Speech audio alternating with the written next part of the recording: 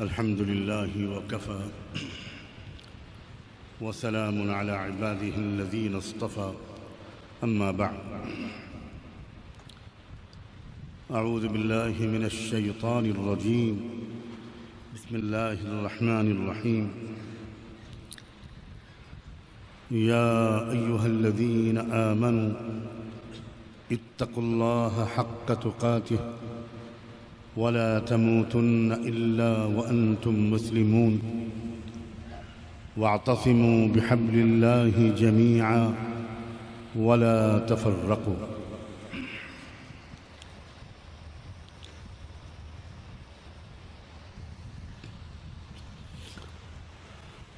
سبحان ربك رب العزة عما يصفون وسلام على المرسلين والحمد لله رب العالمين اللهم صل على سيدنا محمد وعلى آل سيدنا محمد وبارك وسلم اللهم صل على سيدنا محمد وعلى آل سيدنا محمد وبارك وسلم اللهم صل على سيدنا محمد وعلى آل سيدنا محمد وبارك وسلم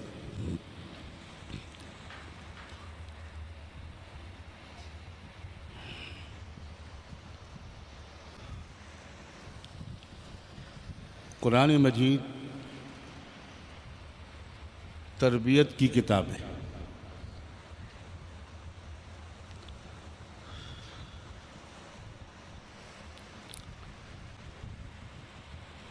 زندگی کے ہر پہلو میں ایک اچھے انسان کا کیا رویہ ہونا چاہیے، کیا کردار ہونا چاہیے،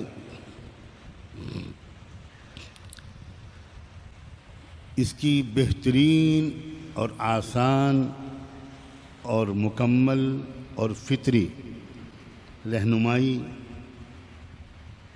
اللہ نے اپنے بندوں اور بندیوں سے بے پناہ شفقت اور محبت اور پیار کی وجہ سے اپنی کتاب کے ذریعے بھیجی، اور اس کے ایک ایک حرف پر عمل کر کے دکھانے اور سکھانے کے لیے رحمت دو عالم صلی اللہ علیہ وآلہ وسلم کو بھیجا۔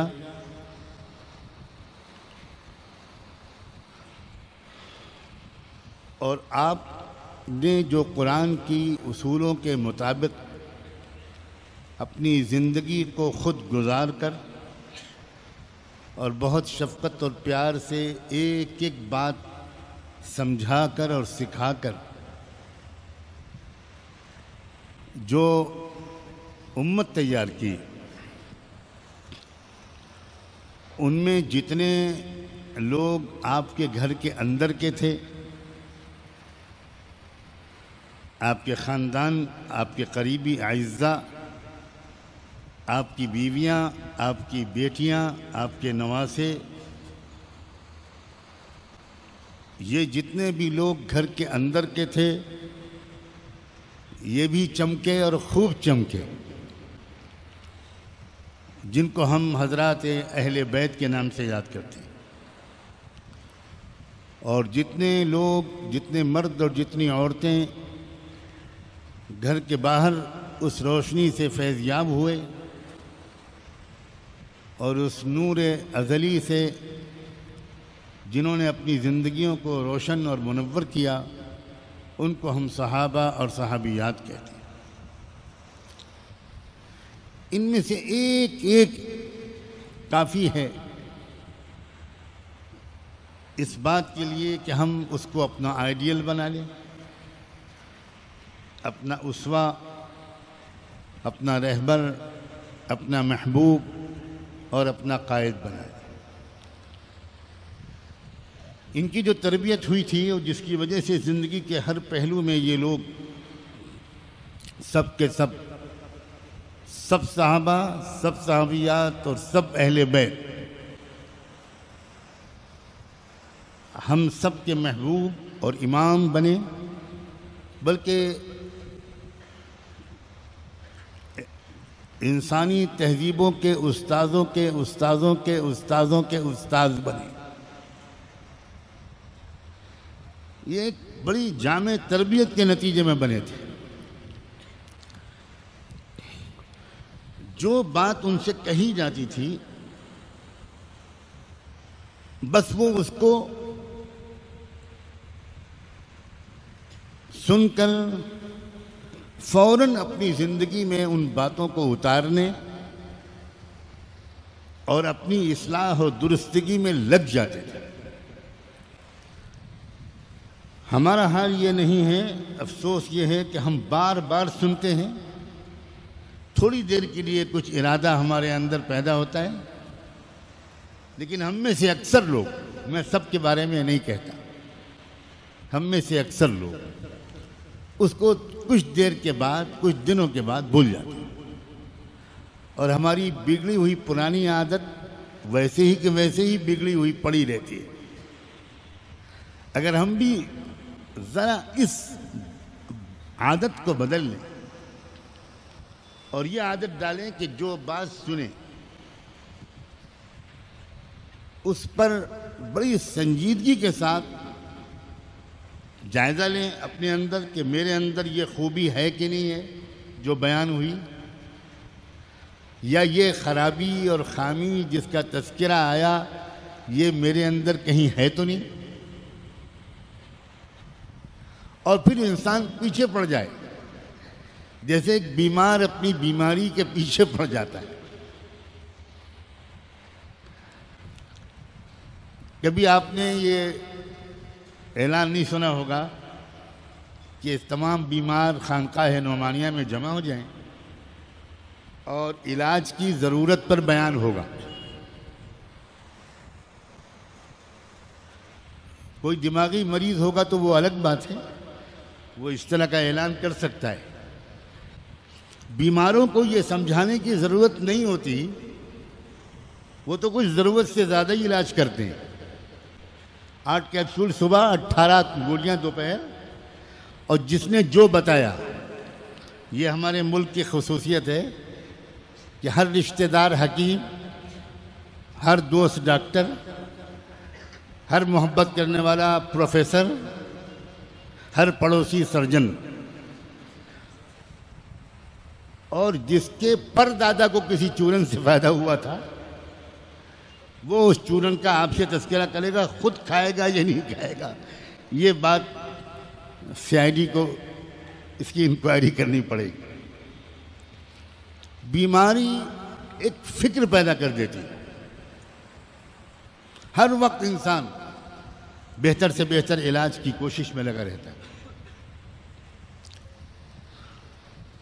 اللہ تعالی ہمیں اسی طرح سننے اور فوراً اپنی طرف متوجہ ہونے کی توفیق دے. کسی اور کی طرف توجہ مت کیجیے, اپنے بارے میں سوچیے. کسی اور کی عادت کو بدل دینا ہمارے بس میں نہیں ہے. اپنی بگڑی ہوئی عادتوں کو بدل لینا بڑی حد تک ہمارے بس میں ہے.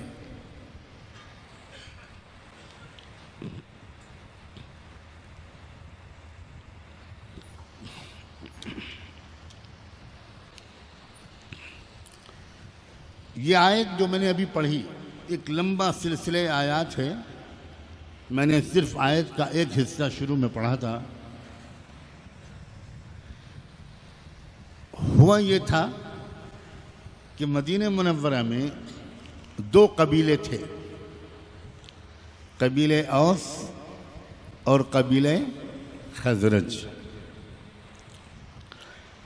پشتوں سے, نسلوں سے ان دونوں میں جھگڑا لڑائی رہتی تھی.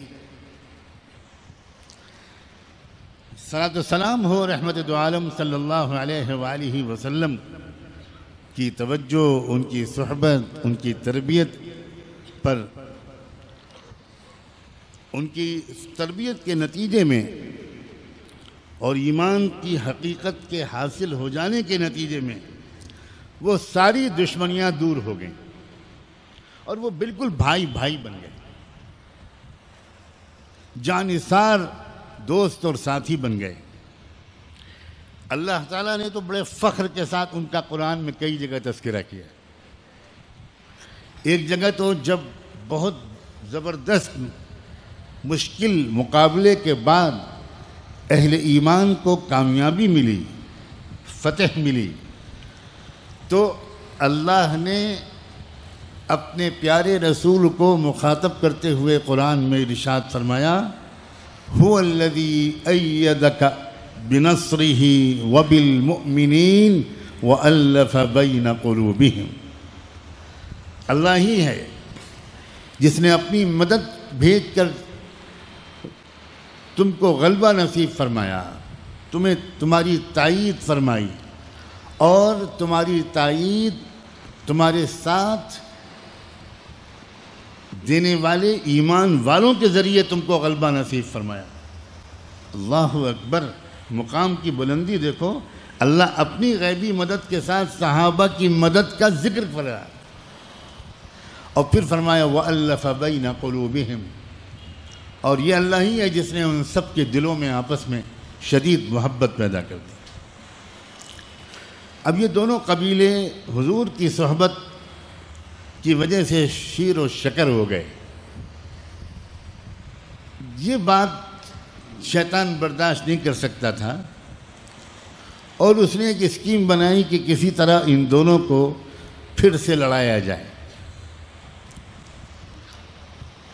ایک موقع پر جہاں دونوں قبیلوں کے لوگ ایک ساتھ بیٹھے ہوئے تھے، ایک شخص ان کے درمیان داخل ہوا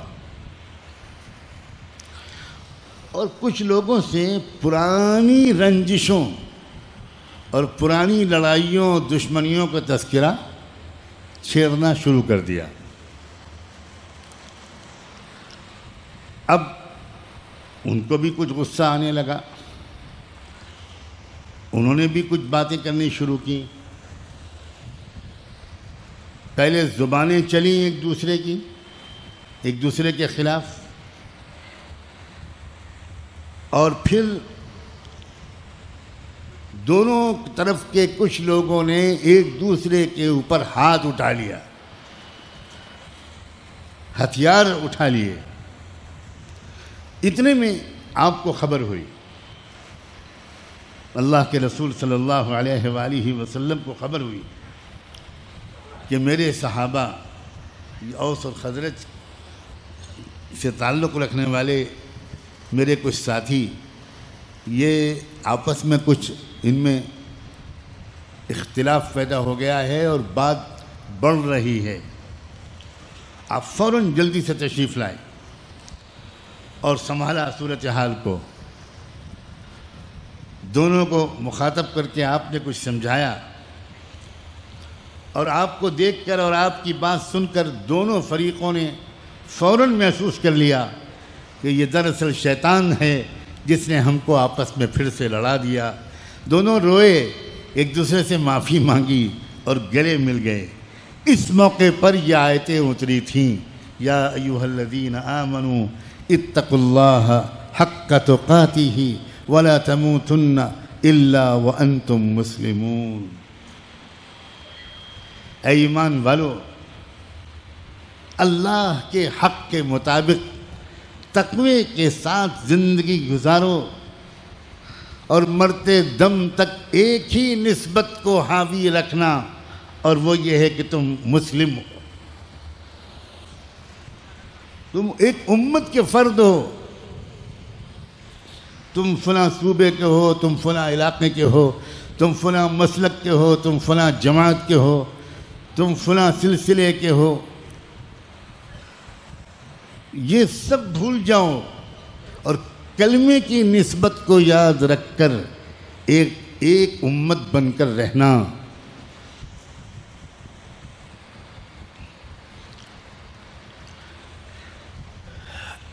ہم لوگ تقوی کو زندگی سے الگ ایک چیز سمجھتے ہیں. آپ مجھے ایک بات کا جواب دینا اور چپ مت رہنا. سب لوگ بولو گے تو مشکل ہوگی، لیکن جو لوگ ہر وقت زیادہ بولتے رہتے ہیں وہ اس وقت ضرور جواب دیں. باقی وقت میں تو تھوڑا کم کر دیں. ہوتا الٹا ہے. میرا تو 30-40 سال کا تجربہ ہے. جو لوگ ہر وقت بولتے رہتے ہیں، بیویاں بھی پریشان، پڑوسی بھی پریشان، وہ جب میں کچھ پوچھتا ہوں تو خاموش بیٹھے رہتے.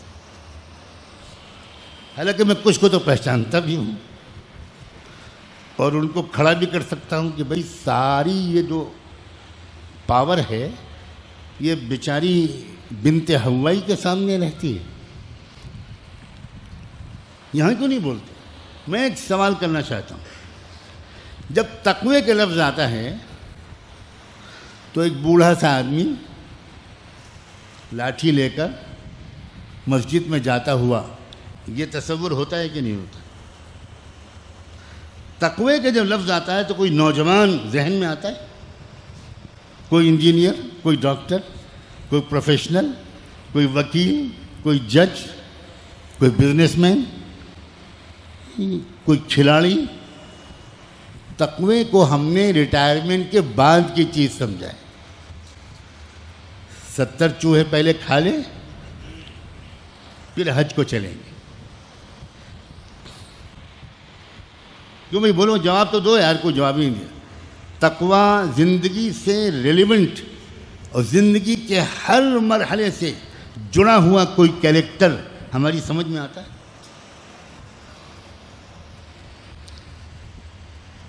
اور یہی ہماری ساری خرابیوں کی جڑ.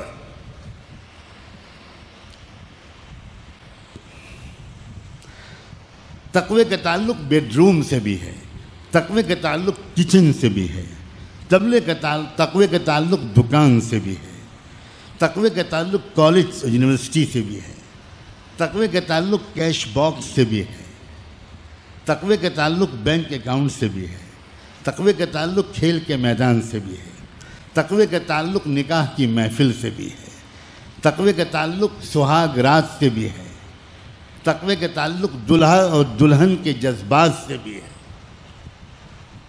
تقوی کا تعلق گھر کے اندر مختلف رشتہ داروں اور پڑوسیوں کے ساتھ تعلقات سے بھی. تقوی زندگی کے ہر قدم پر یا ہم تقوی کے ساتھ ہوں گے یا بغیر تقوی کے. تقوی والا سڑک پر کبھی تھوک نہیں سکتا.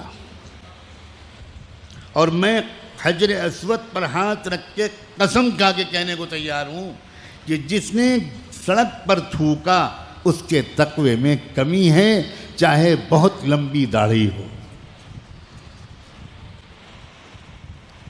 اور آگے بڑھوں، جس نے بلا ضرورت بلا احتیاط زور سے اپنی کار کا ہارن بجا دیا، اس کے بھی تقوی میں کمی ہے.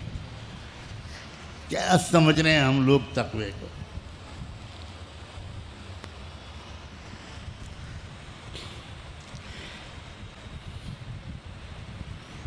سیدنا صدیق اکبر رضی اللہ عنہ مدینہ منورہ میں رات کے اندھیرے میں کسی بوڑھی عورت کے گھر اس کی خدمت کے لیے چھپتے چھپاتے جا رہے تھے کہ اللہ کے سوا کوئی اور نہ دیکھے تاکہ میرے ثواب میں کوئی کمی نہ ہو.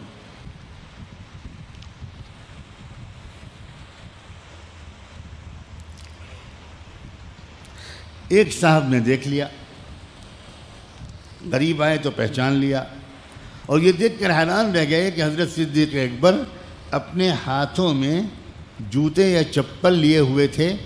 بجائے اس کے کہ جوتے چپل پیروں میں ہوتے، پہننے کے بجائے انہوں نے جوتے چپل ہاتھ میں لے لی. تو انہوں نے بڑے تعجب سے پوچھا کہ یہ آپ رات کے اندھیرے میں چل رہے ہیں، کوئی سانپ، کوئی بچھو، کوئی کیڑا، کوئی نوکیلا پتھر آپ کے پیروں کو چوٹ پہنچا سکتا ہے، آپ اس وقت. تو انہوں نے زبان انگلی پر، ہونٹوں پر انگلی رکھتے ہوئے کہا کہ آہستہ بولو، اور قریب آ کر چپکے سے کان میں کہا کہ یہ دو لوگوں کے سونے کا وقت ہے. اگر میں چپل پہن کے چلوں گا تو پیروں کی جو جوتوں کی آہٹ ہوگی اس سے ہو سکتا ہے کسی کی نیند کھل جائے. یہ ہے تقوی. ایک ایک انسان کے لطیف احساسات کا خیال رکھنا، یہ مقامات ہیں تقوی کے، لیکن یہ سب تقوی کے اندر آتا ہے۔ تو اللہ تعالیٰ نے پہلے تو تقوی کی یاد دلائی، اور تقوی کے سب سے اونچے معیار کی یاد دلائی، حق تقاتہ۔ اور پھر ایک بات اور کہی کہ تم قریشی بھی ہو، مکی بھی ہو، مدنی بھی ہو، حجازی بھی ہو، تم اوس کے بھی ہو، تم خزرج کے بھی ہو، تم حبشے کے بھی ہو، تم روم کے بھی ہو، تم سید بھی ہو، تم انصاری بھی ہو، یہ سب نسبتوں کو مٹا دو، بلا دو، ایک نسبت پر جینا موت تک، اور وہ نسبت ہے اسلام کی۔ وَلَا تَمُوتُنَّ إِلَّا وَأَنْتُمْ مُسْلِمُونَ وَاعْتَصِمُوا بِحَبْلِ اللَّهِ جَمِيعًا، اور اللہ کی رسی کو مضبوطی سے تھامے رہو، وَلَا تَفَرَّقُوا، اور الگ الگ فرقوں میں، الگ الگ جماعتوں میں، الگ الگ گروہوں میں مت بٹ جانا۔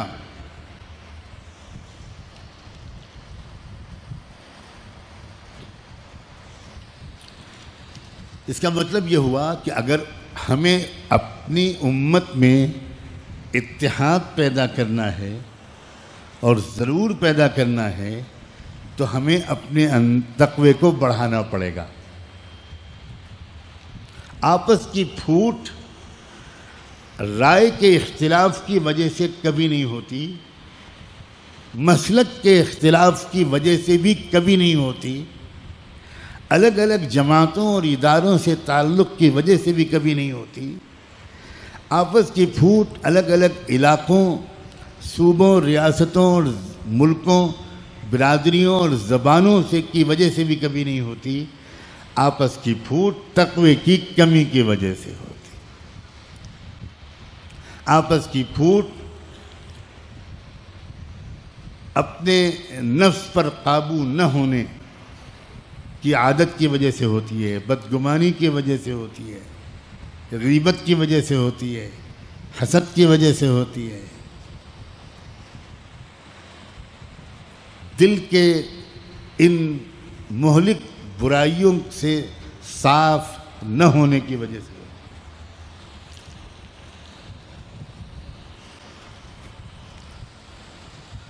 اللہ اکبر، بسم اللہ الرحمن الرحیم۔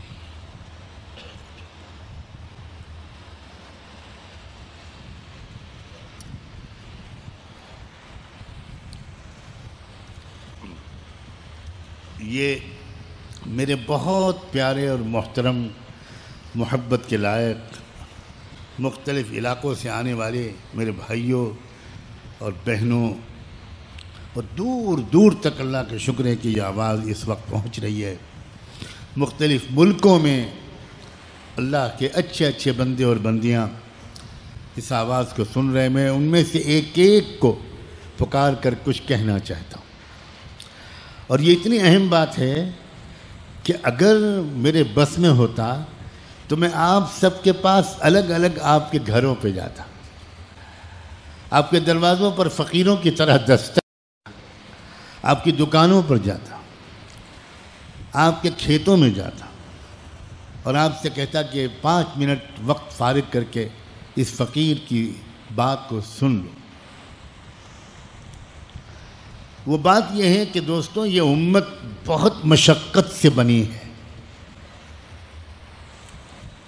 اس امت کو بنانے میں رحمت دو عالم صلی اللہ علیہ وآلہ وسلم نے اور حضرات اہل بیت نے، ازواج مطہرات نے، بنات رسول نے، اللہ کے رسول کے عظیم نواسوں نے، خاندان نبوت نے اور صحابہ اور صحابیات نے بہت مشقتیں اٹھائی،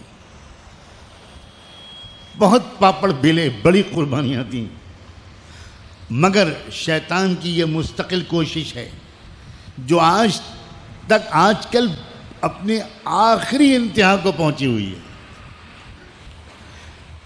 اور وہ کوشش کیا ہے کہ کسی طرح ہماری اس پیاری امت محمدیہ کے ٹکڑے ٹکڑے ہو جائیں۔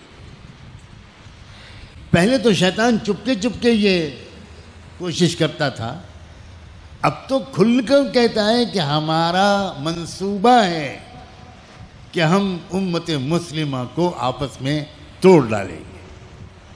میرے اشارے کو سمجھ رہے ہوں گے آپ۔ اب کسی تکلف اور حیا اور شرم کی ضرورت نہیں ہے، اس لیے کہ دجال کی آمد قریب ہے۔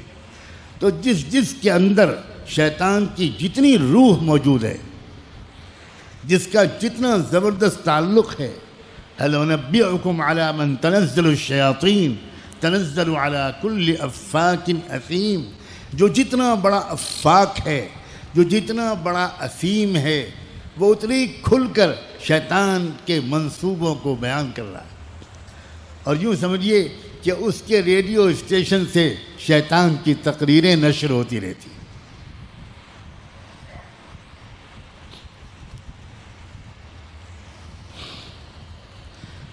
ہم دیکھ رہے ہیں کہ جہاں ذرا سی شروعات ہونے لگتی ہے اور امت آپس میں ایک دوسرے سے قریب ہونے لگتی ہے، کچھ نئی آگ یا آگ لگانے اور پھوٹ ڈالنے کی کوئی نئی کوشش شروع ہو جاتی ہے۔ جب تک ہم ایک تھے ساری دنیا پر بھاری تھے،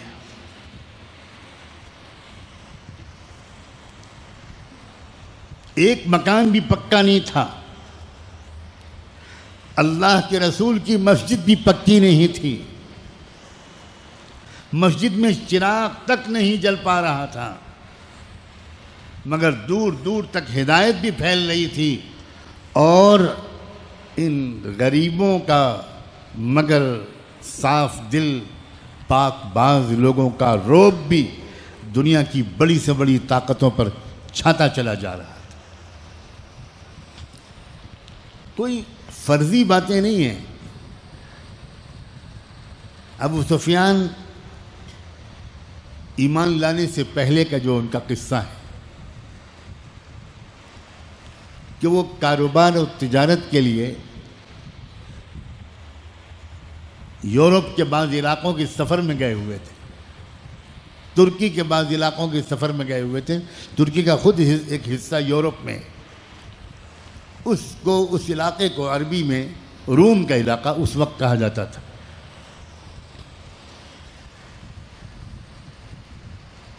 صحابہ کرام کا ایک وفد بھی وہاں تھا۔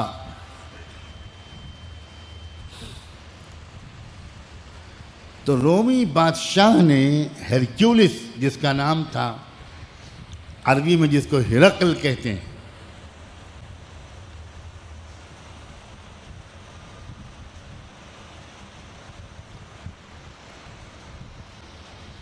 تو اس نے ابو سفیان کو بلایا اور کہا کہ بھئی میں کیا سن رہا ہوں، یہ جو نئے رسول اور نبی آئے ہیں تمہارے ہاں مکے میں، کیا ہے ان کی تفصیلات؟ ابو سفیان نے معلومات کے مطابق بتایا۔ کئی سوال کیے اس نے، بادشاہ نے۔ اس میں سے ایک سوال یہ کیا کہ یہ بتاؤ کہ تمہاری قوم کے جو بہت بڑے بڑے مضبوط لیڈر ہیں، ان میں سے بھی کچھ اس کی بات مان رہے ہیں؟ تو ابو سفیان نے سچ سچ بتایا۔ یہ بہت کیریکٹر کی بات تھی کہ دشمنی کے باوجود اس وقت انہوں نے کوئی بات جھوٹ نہیں کہی۔ تو اس وقت کا بھی واقعہ ہے یا اس کے بعد کا کہ دنیا کی سپر پاور کا بادشاہ ہے اور ان کے سامنے کسی نے نام لے لیا امیر المومنین سیدنا عمر بن خطاب کا، تو وہ سپر پاور کا بادشاہ کہنے لگا کہ بھئی یہ نام میرے سامنے مت لیا کرو، میرے اندر ایک کپ کپی طاری ہو جاتی۔ امت جب ایک تھی، جب آپس میں کوئی پھوٹ نہیں تھی، رائے اس وقت بھی الگ الگ تھی، نماز پڑھنے کے طریقے خود اس وقت بھی الگ الگ تھے،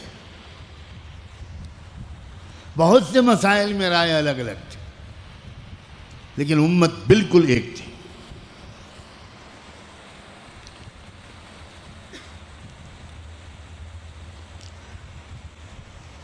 کوئی انسان یہ نہیں دیکھتا تھا کہ میرا خاندان، میری پارٹی، میرا گروہ، میری جماعت، میرا مسلک، میرا علاقہ، میری برادری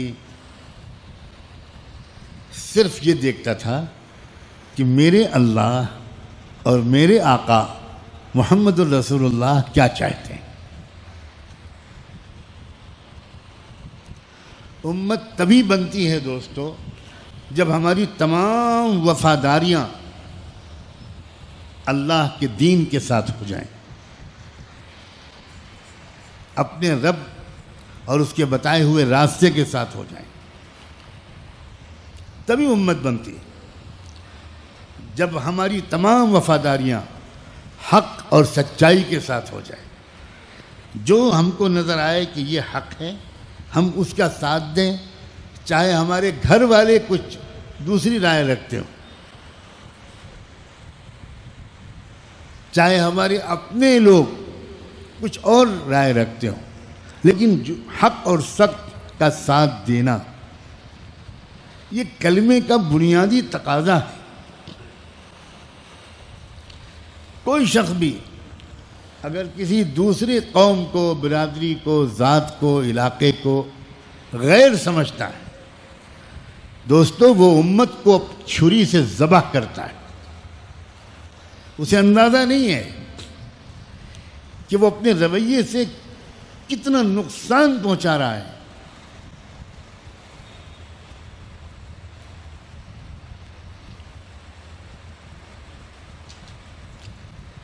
آج میں کھل کر ایک بات کہوں کہ جب آج سے 12 سال پہلے میں لکھنؤ اور یو پی سے اٹھ کر یہاں آیا، اللہ جانے کیا میری تقدیر میں لکھا گیا کہ میں یہاں آ گیا، جبکہ اس علاقے کو میں جانتا بھی نہیں، نام بھی نہیں سنا تھا، اور بصیرہ کرنے کے ارادے سے کہ یہاں کچھ کام ہو، تعلیم کا، تربیت کا، اصلاح کا، تو مجھ سے کچھ بہت مخلص اور باخبر لوگوں نے کہا کہ مولانا آپ بہت بڑی غلطی کر رہے ہیں۔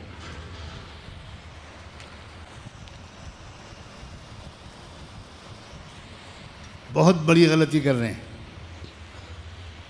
اس علاقے کے لوگ آپ کو یہاں پنپنے اور رہنے نہیں دیں گے، اور آگے بہت تفصیلات ہیں۔ چونکہ بچپن سے میری تربیت اس طرح ہوئی کہ یہ سب میری سمجھ میں نہیں آتا تھا،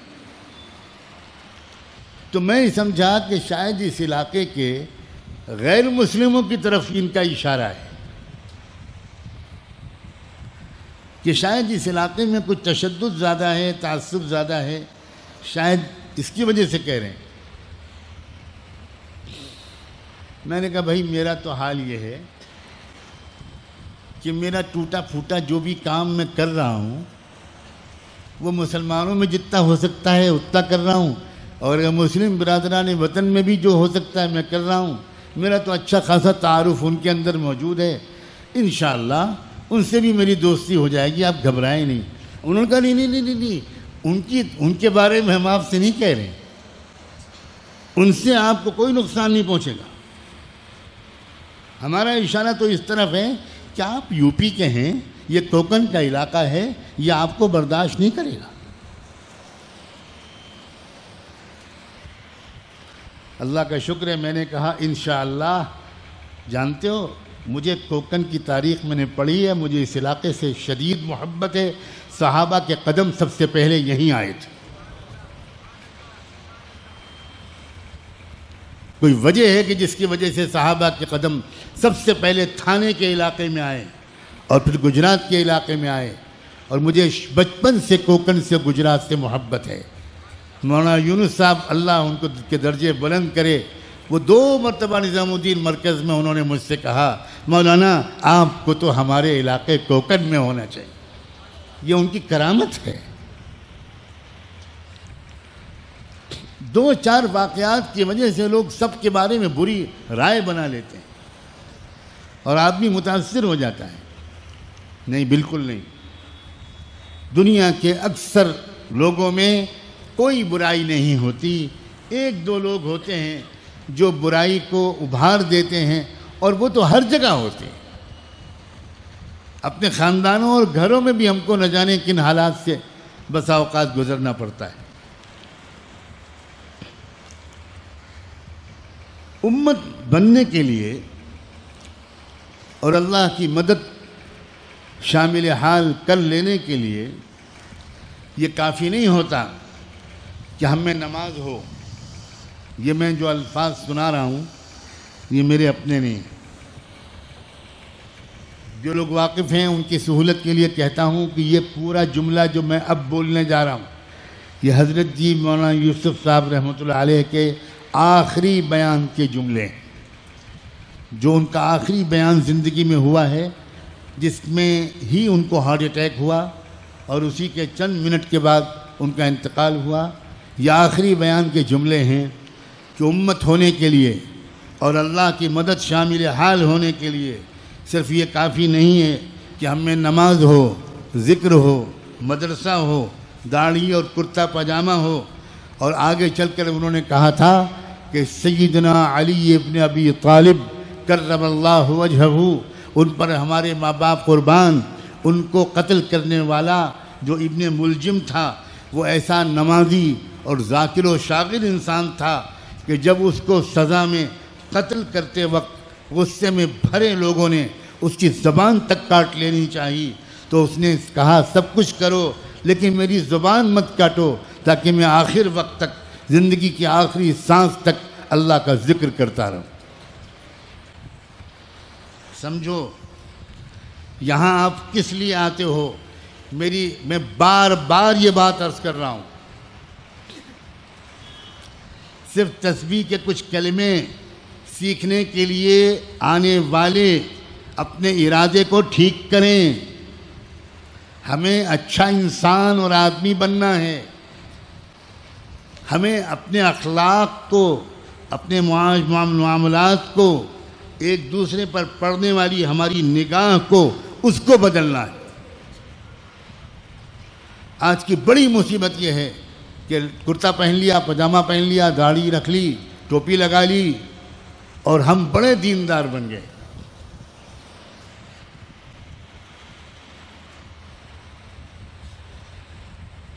امتی کیسے بنا جائے، کیسے امت کو جوڑا جائے، اس کو سمجھنے کی ضرورت ہے۔ یہ شخص جو ابن ملجم تھا، یہ میں اپنی طرف سے کہہ رہا ہوں، اضافہ کر رہا ہوں، جس نے امیر المومنین شیر خدا سیدنا علی ابن ابی طالب کرم اللہ وجہہ جیسی معرکۃ العرا اور مائے ناز شخصیت کا قتل کیا، یہ ابن ملجم جو اتنا پکا نمازی اور اتنا ذکر کرنے والا انسان تھا، مگر اس کے بارے میں اللہ کے رسول صلی اللہ علیہ وآلہ وسلم بہت پہلے فرما کے گئے تھے کہ علی کا قاتل میری امت کا سب سے زیادہ شقی اور بدبخت انسان ہوگا۔ کہاں گیا اس کا ذکر، کہاں گئی اس کی تسبیحات، کہاں گئی اس کی نمازیں؟ اگر انسان کے اخلاق اندر سے اچھے نہیں ہیں تو مجھے یہ کہنے کی اجازت دو کہ زیادہ اس کا نماز اور ذکر میں لگنا کبھی کبھی الٹا نقصان دہ ہو جاتا ہے، کیونکہ اس کے اندر اب تک دنیا کے لحاظ سے کچھ تکبر رہا ہوگا، لیکن اب دنیا کے علاوہ اپنے کو دیندار سمجھنے کی وجہ سے اس کے اندر ایک نیا غرور آ گیا ہوگا، اور وہ دوسروں کو جن کے چہروں پر داڑھی نہیں ہے، جو کرتا پاجامہ نہیں پہنتے، ان کو حقارت کی نظر سے دیکھنے لگا ہوگا۔ اے لوگو، آج کی مجلس میں اس غلطی سے یہیں توبہ کر کے جاؤ۔ اللہ جانے کون انسان، اس کا دل کیسا ہے ہمیں نہیں معلوم۔ ہم صورت شکل دیکھ کر کسی کو جنتی اور جہنمی کہنے لگتے، دیندار اور بے دین کہنے لگتے۔ ابھی حال میں نیوزی لینڈ میں جو حادثہ ہوا اور جو ایک دہشت گرد نے جس طرح اندھا دھند گولیاں چلا کر 50 سے اوپر لوگوں کو شہید کر دیا، اللہ اکبر. ان میں سے ایک شہید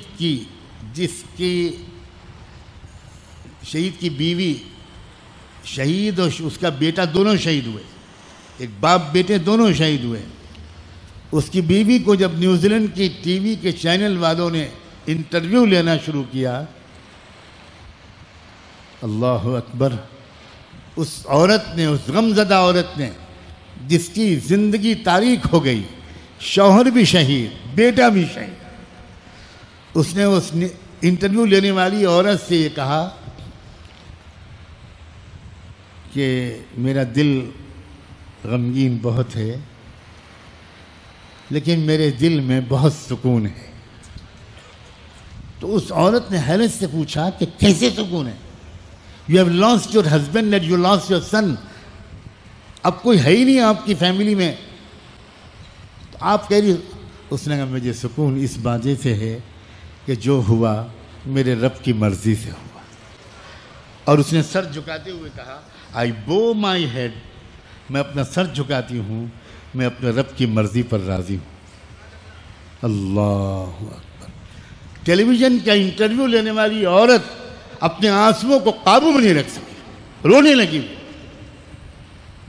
کرسچن عورت، انگریز عورت، وہ رونے لگی. اس نے کہا اٹس اے میریکل، یہ معجزہ میں کیا سن رہی ہوں، اب کیا کہہ رہی ہو؟ آگے وہ سوال ہی کرنے سے عاجز ہو گئی وہ انٹرویو لینے والی عورت. اور پھر اس نے اب دوسرا سوال اپنے کو سنبھال کر کیا، how do you feel about that person, about that terrorist, وہ جو جس انسان نے اتنی گولیاں چلا کر سب کو مار ڈالا، اب اس کے بارے میں تمہارے دل میں کیا ہے؟ کیا جواب دیا اس عورت؟ اس عورت نے کہا I am very sad about him، مجھے بہت دکھ اور غم ہے. اس کے دل میں نفرت ہی نفرت ہے، نفرت والے زندگی میں کبھی خوش نہیں رہ پاتے. مجھے افسوس ہے کہ اس کے دل نے محبت کا مزہ نہیں چکھا. ہمارے دلوں میں محبت ہے، اس لیے محبت کی وجہ سے ہم ہمیشہ خوش رہتے ہیں، اور اس وقت بھی اللہ کا شکر ہے کہ ہم مطمئن ہیں. وہ عورت کیمرہ چھوڑا، اس نے وہ مائک جو لیے ہوئی تھی مائک چھوڑا اس نے، اور لپٹ گئی اس عورت سے، کس کرنے لگی اس کو، چمٹ گئی. یعنی وہ بھول گئی کہ میں انٹرویو لینے آئی ہوں. اور سارا منظر کیمرہ مین لیتا رہا. میں نے فون کے وہاں سے رابطے قائم کیے تو پتہ چلا کہ اس کے بیورو میں یہ مشورہ ہوا کہ یہ سارا منظر دکھایا جائے کہ نہ دکھایا جائے، خالی جواب سنا دیا جائے. یہ منظر کہ انٹرویو لینے والی چمٹ رہی ہے، انٹرویو لینے والی بھول گئی کہ میں جرنلسٹ ہوں. وہ کس کر رہی ہے، پیار کر رہی ہے، چمٹ رہی ہے، رو رہی ہے. یہ دکھایا جائے منظر کہ نہ دکھایا جائے. چیف ایڈیٹر کی بات پہنچی. اس نے کہا کہ اس کو 48 گھنٹے مسلسل چلایا جائے، بار بار یہ منظر دکھایا جائے. اب بتاؤ وہ عورت، کیا اس نے 4 چلے لگائے تھے؟ کیا وہ خانقاہ کی نقشبندی اور چشتی اور قادری اور سہروردی سلسلے کی عورت تھی؟ لوگوں، کسی کو حقیر مت سمجھو. تمہیں نہیں معلوم کہ تم جس کو حقارت سے بے دین سمجھ رہے ہو وہ اللہ کی نظر میں اس کا ولی ہو سکتا ہے، بالکل ہو سکتا ہے. اللہ کے واسطے یہ غلطی مت کرنا. اور اکثر دینداروں سے یہ غلطی ہوتی ہے. ہم نے اپنے آپ کو جنت کا اور تقوی کا ٹھیکیدار سمجھا. اور ایسے بہت واقعات.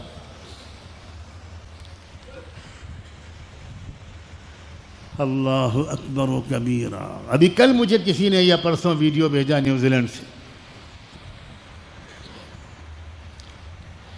ایک اور عورت ہے جس کے گھر کے 4 مرد شہید ہو گئے، شوہر، ایک شاید بھائی اور 2 بیٹے، سب ختم ہو گئے، پورا گھر صاف ہو گیا اسی مسجد میں۔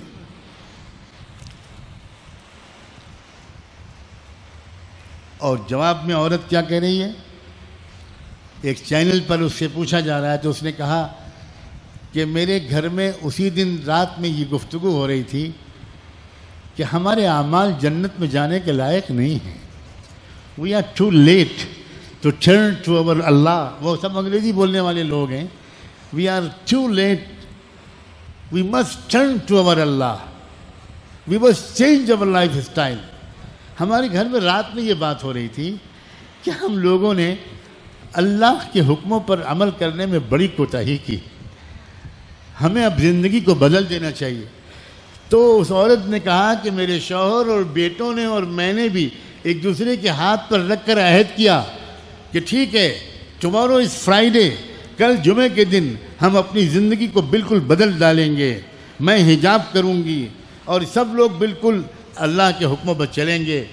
اس عورت نے کہا مجھے ایسا لگتا ہے اللہ نے ہماری توبہ قبول کر لی، اس لیے ان 4 کو اپنے پاس بلا لیا۔ واہ بھائی واہ، یہ اے بہن تجھے لاکھوں سلام، بڑا خیر امت میں موجود ہے، لیکن ہماری مصیبت یہ ہے کہ ہم ٹھیکیدار بنے ہوئے ہیں، ہر حلقہ، ہر مسلک، ہر جماعت، ہر ادارہ بس ٹھیکیدار بنا ہوا ہے کہ ہم دیندار ہیں۔ اس سے امت ٹوٹی ہوئی ہے، ورنہ امت کے تمام فرقوں اور مسلکوں میں، امت کی تمام جماعتوں اور اداروں میں ہیرے جواہرات پڑے ہوئے ہیں۔ ابھی پرسوں میں لکھنؤ میں تھا، بہت مشہور اور ممتاز شیعہ عالم مولانا ڈاکٹر سید کلب صادق صاحب، آپ اچھی طرح واقف ہیں، مولانا ممتاز ترین علماء اور شخصیتوں میں ہیں، صرف شیعوں کے نہیں عالم اسلام کے بڑے قابل قدر ہیں، اور مجھے تو ان سے شدید محبت اور زمانے سے محبت ہے۔ میں نے ان کو جو اخلاق دیکھے، ان کا جو رویہ دیکھا، بہت کم لوگوں میں دیکھا۔ وہ بھی بالکل عجیب اتفاق ہے، میں بھی 11 مہینے سے شدید بیمار، وہ بھی 11 مہینے سے سخت بیمار۔ میں ایک مرتبہ خالی ان کی عیادت کے لیے دلی کے ایک اسپتال میں گیا تھا جہاں ان کا آپریشن ہوا تھا، اس کے بعد میں خود بستر پر پڑ گیا اور وہ بھی بالکل بستر پر بالکل نہیں جا سکے۔ حال معلوم کرتا رہا، ان کے صاحبزادے مجھے برابر واٹس ایپ کے ذریعے اپنے والد کی صحت سے مطلع کرتے رہتے ہیں۔ پرسوں نرسوں میں اس قابل ہوا تو میں وہاں گیا۔ آپ کو میں بتا نہیں سکتا کہ مولانا کلب صادق صاحب کی خوشی کا کیا عالم تھا، اور ان کے گھر کے بچے بیٹے کہنے لگے مولانا کیا غضب ہو گیا، آج تو ایسا معاملہ ہوا کہ ابا 11 مہینے سے نہیں بیٹھے ہیں، آپ کی خبر سن کر آدھے گھنٹے سے بیٹھے ہوئے۔ اور میں جب گیا تو اتنی خوشی کا اظہار کیا کہ میں بتا نہیں سکتا مولانا کہ آپ کے آنے سے مجھے کتنی خوشی ہو رہی ہے۔ مجھے لگتا ہے میری بیماری دور ہو گئی۔ محبتیں ہونی چاہیے آپس میں، یہ امت ایک بنے۔ علمی مسائل میں کسی کی رائے کسی سے الگ ہو سکتی ہے، وہ تو گھر میں بھی ہو سکتی ہے، وہ تو استاد شاگرد میں بھی ہو سکتی ہے، لیکن جھگڑا، پھوٹ، تفرقہ، لڑائیاں، گروہ بندیاں، اس نے امت کو تباہ کیا ہے۔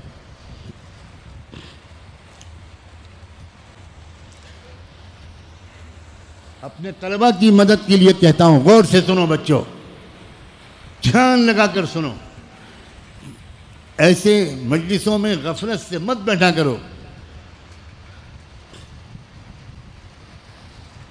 حضرت سید احمد شہید اور حضرت شاہ اسماعیل شہید کی وہ عظیم تحریک جو بر صغیر کا نقشہ بدل دیتی، امن و انصاف کا نظام قائم کر دیتی، ہمارے اس علاقے میں سب لوگوں کو انصاف ملتا، ہندوؤں کو، مسلمانوں کو، سکھوں کو، بدھسٹوں کو، او بی سیز کو، پسماندہ طبقے کے لوگوں کو، مظلوموں کو، محروموں کو۔ اتنا عظیم ویژن والے شخص تھے حضرت سید احمد شہید۔ میں اپنے اساتذہ سے بھی گزارش کرتا ہوں کہ وہ کبھی کبھی اپنے طلبہ کے سامنے حضرت سید احمد شہید اور حضرت شاہ اسماعیل شہید کا صحیح تعارف کرائیں، اور خاص طور پر ہمارے محترم مولانا سلامت اللہ صاحب سے گزارش کرتا ہوں کہ ان شخصیتوں کا تعارف مہینے میں ایک بار کسی محاضرے کی شکل میں اگر ان کے ذریعے سے ہو جائے تو بہت فائدہ ہوگا ان نوجوانوں کا۔ حضرت سید احمد شہید رحمۃ اللہ علیہ اور شاہ اسماعیل شہید بہت عظیم تحریک لے کر پہنچے تھے صوبہ سرحد میں، لیکن کیا ہوا؟ صرف اس علاقے کے کچھ لوگوں میں امت پنے کی کمی، اکرام مسلم کی کمی اور کلمے کی بنیاد پر وحدت کے احساس کی کمی، کچھ لوگوں کے اندر یہ خیال آ گیا کہ یہ تو دوسرے علاقے کے لوگ ہیں، ہم پٹھانوں کے علاقے کے لوگ تو نہیں ہیں، دوسرے علاقے کے لوگ یہاں آ کر ہم پر حکومت چلائیں، ہم کو ہماری رہبری کریں، ہم یہ نہیں ہونے دیں گے۔ چنانچہ خود اپنے ہی لوگوں نے ان کو شہید کر دیا۔ دوسرے لوگ بدنام زیادہ کیے جاتے ہیں، ہم اصل میں زیادہ نقصان ہمارا اپنے ہاتھوں سے ہم کو پہنچتا ہے۔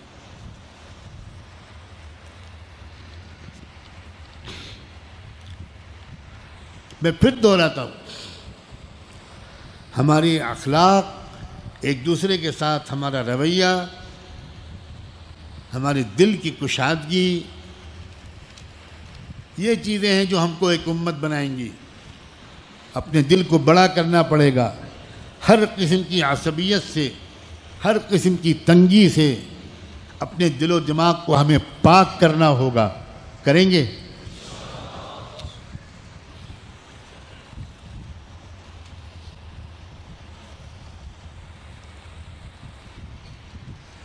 ایک حدیث میں آتا ہے،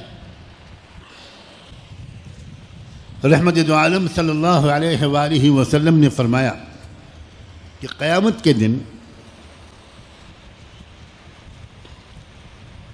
ایک ایسا شخص لایا جائے گا جس نے دنیا میں نماز، روزہ، حج، تبلیغ، زکوٰۃ سب کیا ہوگا، مگر اس کو جہنم میں پھینک دینے کا حکم ہو جائے گا۔ کیوں؟ حدیث کا مضمون ہے کہ صرف اس وجہ سے کہ اس کی کسی ایک بات نے امت میں تفریق پیدا کر دی ہو، امت نے پھوٹ ڈال دی ہوگی۔ اور ایک دوسرا شخص ہوگا جس کے پاس نماز، روزہ، حج، تبلیغ وغیرہ کوئی عمل نہیں ہوگا، کچھ نہیں ہوگا اس کے پاس، بہت کم ہوگا، لیکن اس کو جنت میں بھیج دینے کا حکم ہو جائے گا۔ وہ خود پوچھے گا، حیرت میں رہ جائے گا کہ یہ کرم کیسے ہو رہا ہے، میرے اعمال نامے میں تو نیکیاں نہیں ہیں۔ اس کو بتایا جائے گا کہ فلاں موقع پر تیری زبان سے نکلے ہوئے ایک جملے نے امت میں پیدا ہونے والے فساد کو اور پھوٹ کو روک دیا تھا اور دل جڑ گئے تھے۔ ایک جملہ، آپ سوچو صبح سے شام تک ہم لوگ کتنی آپس میں باتیں کرتے ہیں، کیا ہم سمجھتے ہیں کہ یہ ان باتوں کی وجہ کا کوئی اثر نہیں ہو رہا؟ ہر لفظ کا اثر ہوتا ہے۔ آپ اکیلے میں بیٹھ کر اپنے کسی ایک ساتھی سے بات کرو گے، اس ایک جملے کا اثر بھی ہو سکتا ہے کروڑوں تک پہنچ جائے۔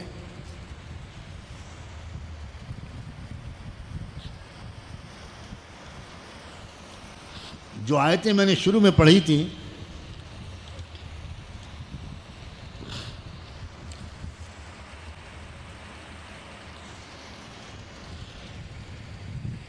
ان کے بارے میں یہ بات پھر یاد دلانا چاہتا ہوں کہ چند لوگوں کی زبان سے حضور پاک صلی اللہ علیہ وآلہ وسلم کی بنائی ہوئی امت میں توڑ پیدا ہونے کا اندیشہ سامنے آ گیا تھا۔ اسی وجہ سے وہ آیتیں اللہ تعالیٰ نے اتاری، اور میں نے چونکہ پوری آیات نہیں پڑھی، ان آیات میں آگے چل کر جو لوگ آپس میں اس طرح کی باتیں کرنے لگے تھے ان کو جھنجھوڑنے کے لیے اور ان کی توبہ کو اور سچی پکی بنانے کے لیے ان کے اندر شرمندگی اور ندامت کے احساس کو بہت زیادہ گہرا کرنے کے لیے اللہ تعالیٰ نے یہ بھی ان سے کہا اکفرتم بعد ایمانکم فذوقوا العذاب بما کنتم تکفرون اکفرتم بعد ایمانکم فذوقوا العذاب بما کنتم تکفرون، کیا ایمان لانے کے بعد تم پھر سے کافر ہو گئے؟ اشارہ اس طرف ہے کہ جس بات سے امت میں پھوٹ پیدا ہو جائے گی اس کو معمولی گناہ مت سمجھنا، ہو سکتا ہے اس کے نتیجے میں تمہارا نام ایمان والوں کی فہرست سے نکال کر کفر والوں کی فہرست میں لکھ دیا جائے۔ یہ اتنی سنگین بات ہے۔ اے میرے ساتھیوں، اے ایمان والوں اور ایمان والیوں، یہ امت اللہ کے رسول صلی اللہ علیہ وآلہ وسلم کے خون سے بنی تھی، اللہ کے رسول کے اہل بیت کے اور صحابہ کے فاقوں سے بنی تھی، پیٹ پر بندھے ہوئے پتھروں سے بندھی تھی۔ میں تو یہاں تک کہتا ہوں، اور پھر میں یہ بات کہہ رہا ہوں، یہ جملہ بھی حضرت جی مولانا یوسف صاحب رحمۃ اللہ علیہ کے آخری بیان میں موجود ہے۔ انہوں نے اس آخری بیان میں کہا تھا کہ نماز جمعہ چھوڑنے پر بھی اتنی پکڑ نہیں ہوگی جتنی امت کو توڑنے پر ہو۔ اب ذرا سوچئے کن کن باتوں سے امت ٹوٹتی ہے۔ امت ٹوٹتی ہے بدگمانی سے، امت ٹوٹتی ہے غیبت سے، امت ٹوٹتی ہے دو چار لوگ الگ الگ کانا پھوسیاں کرنے لگتے ہیں، گروپ بنانے لگتے ہیں۔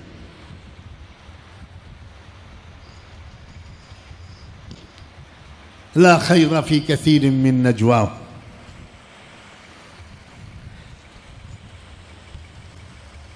صاف دل اور شفاف جذبات، بالکل ٹرانسپیرنٹ، ایسا ہم کو اپنے دل کو بنانا چاہیے۔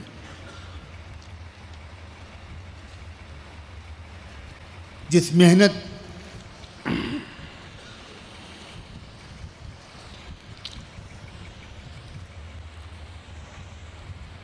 یہ سبق خاص طور پر، کیا خاص طور پر وہ حضرات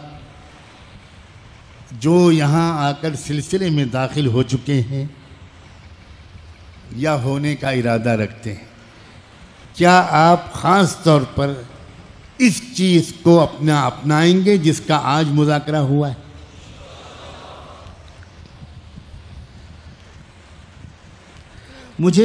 میں بہت ہی حساس طبیعت کا انسان ہوں، بہت احساس ہوتا ہے اس بات کا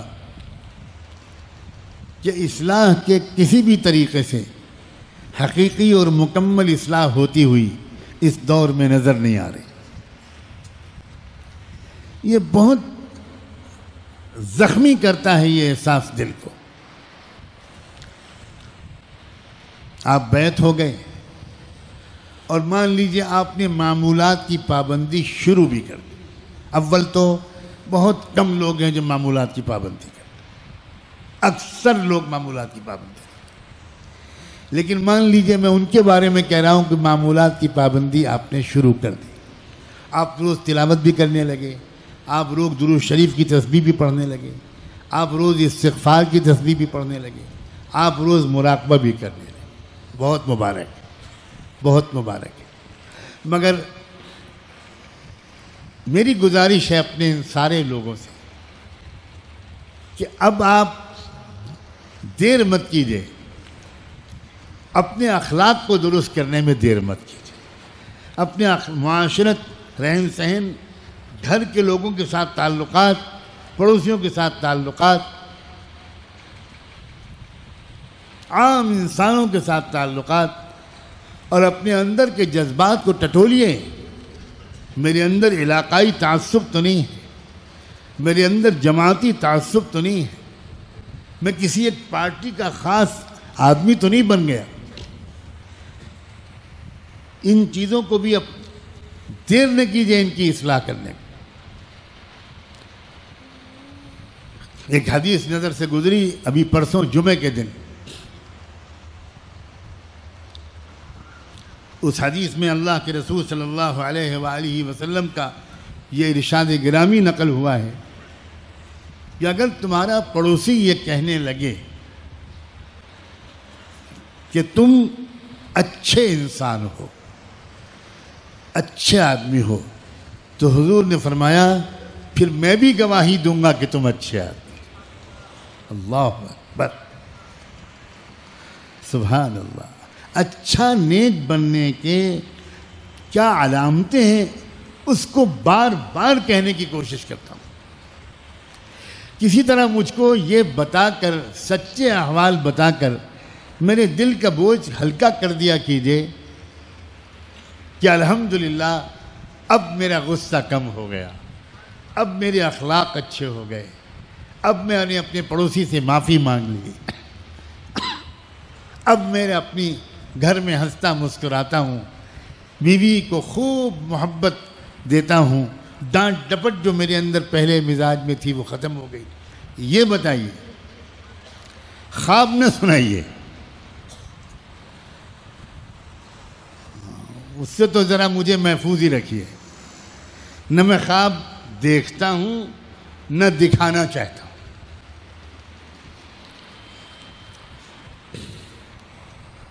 خواب نہ دکھائیے، اور زیادہ خواب آتے ہوں تو کسی اچھے حکیم سے رجوع کیجیے۔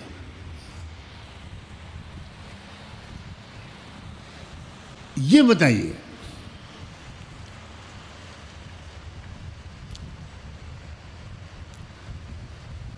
کوئی طریقہ ہوتا تو میں آپ کے گھر والوں سے پوچھتا کہ یہ جناب جو فرما رہے ہیں اس میں کتنی سچائی ہے۔ یہ جو پہلے جب گھر میں آتے تھے تو تمہارے اوپر جو خوف کہ بادل منڈلاتے تھے کہ آ گئے چپ رہو، آ گئے منع کے ابا آ گئے، یعنی جمن پہلوان آ گئے، تھانے دار صاحب آ گئے، چپ رہو۔ اس میں کتنی کمی ہوئی؟ ہمارے حضرت کا بڑا دلچسپ واقعہ میں پہلے بھی سنا چکا ہوں۔ امریکہ کے سفر پر تھے، ایک صاحب کے گھر پر انہوں دعوت کی گئی، گئے تشریف لے گئے۔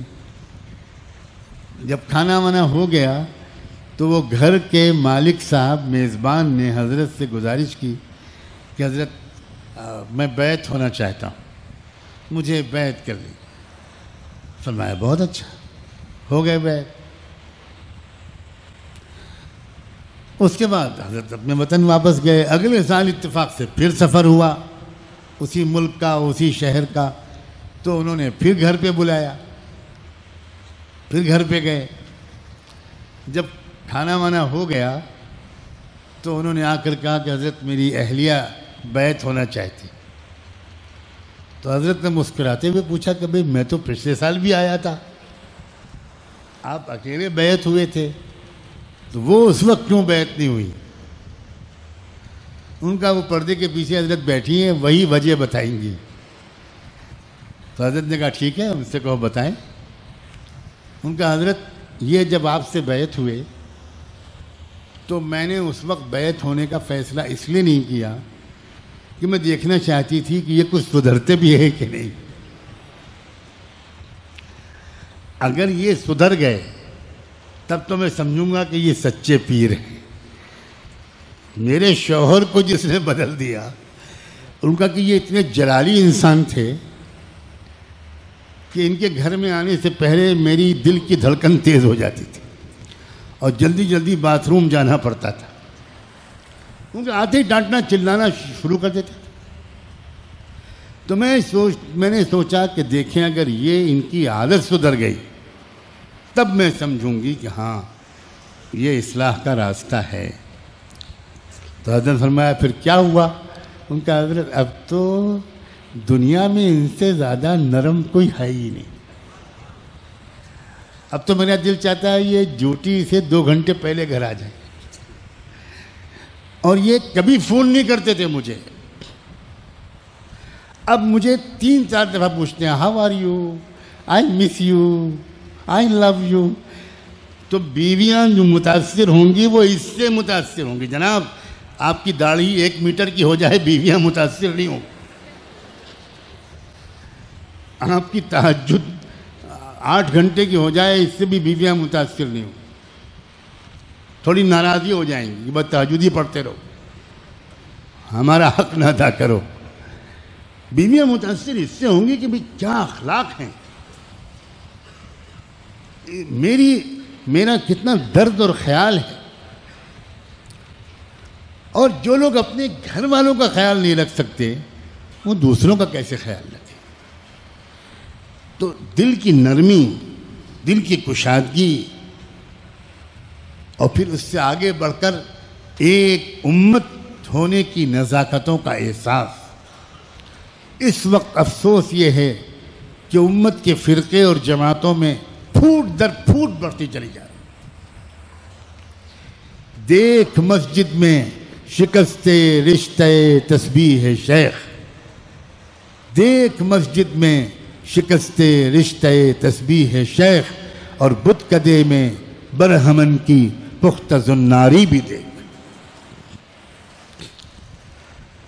دعا ہے کہ اللہ تبارک و تعالی ان باتوں میں تاثیر ڈالے, اور یہ خاص سبق بھی ہم لے کر جائیں رشتہ داروں کے ساتھ. اگر کسی کے تعلق کچھ خراب ہے فوراً درست کیجئے, جانا معافی مانگ لیجیے.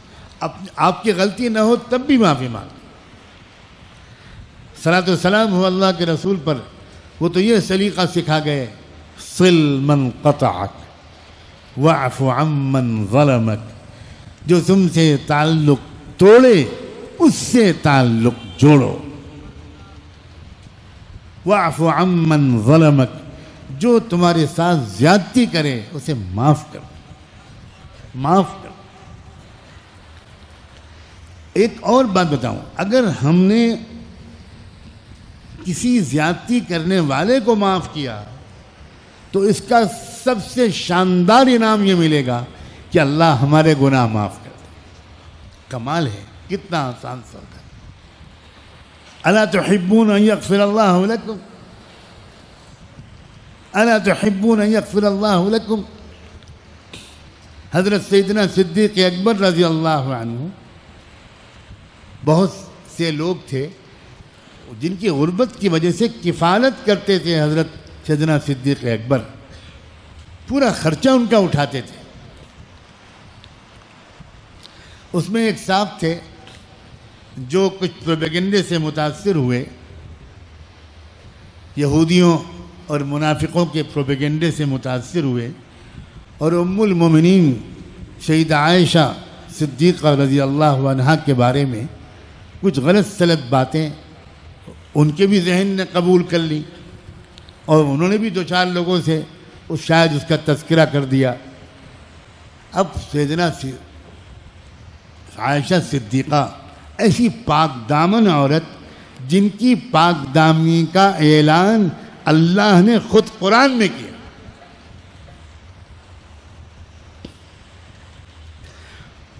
ان کے باپ سیدنا صدیق اکبر کا دل اتنا دکھا اس آدمی کی طرف سے جس پر وہ مسلسل احسان کرتے تھے, لیکن جب موقع آیا تو وہ شخص متاثر ہو گیا لوگوں کی باتوں سے.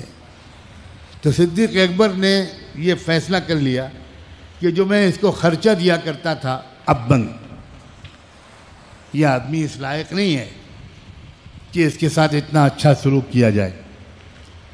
آپ کو حیرت ہوگی کہ اس شخص کی سفارش اللہ نے قرآن میں آیت اتار کر کے, وَلَا يَأْتَلِ أُولُو الْفَضْلِ مِنْكُمْ وَالسَّعَةِ, اللہ تعالیٰ نے قرآن میں فرمایا کہ تم میں سے جو لوگ احسان کرتے تھے, دوسروں کے ساتھ حسن سلوک کرتے تھے, وہ کسی کے برے رویے کی وجہ سے اپنا حسن سلوک بند مت کریں. اور پھر اچانک یہ بات فرمائی, الا تحبون ان یغفر اللہ لکم, کیا تم نہیں چاہتے کہ اللہ تمہیں معاف کر دے؟ حضور فوراً سمجھ گئے کہ یہ آیت کس کے بارے میں اتری ہے, حضور نے صدیق اکبر کو بلایا، کہا ابو بکر تمہارے لیے اللہ کا ایک پیغام ہے۔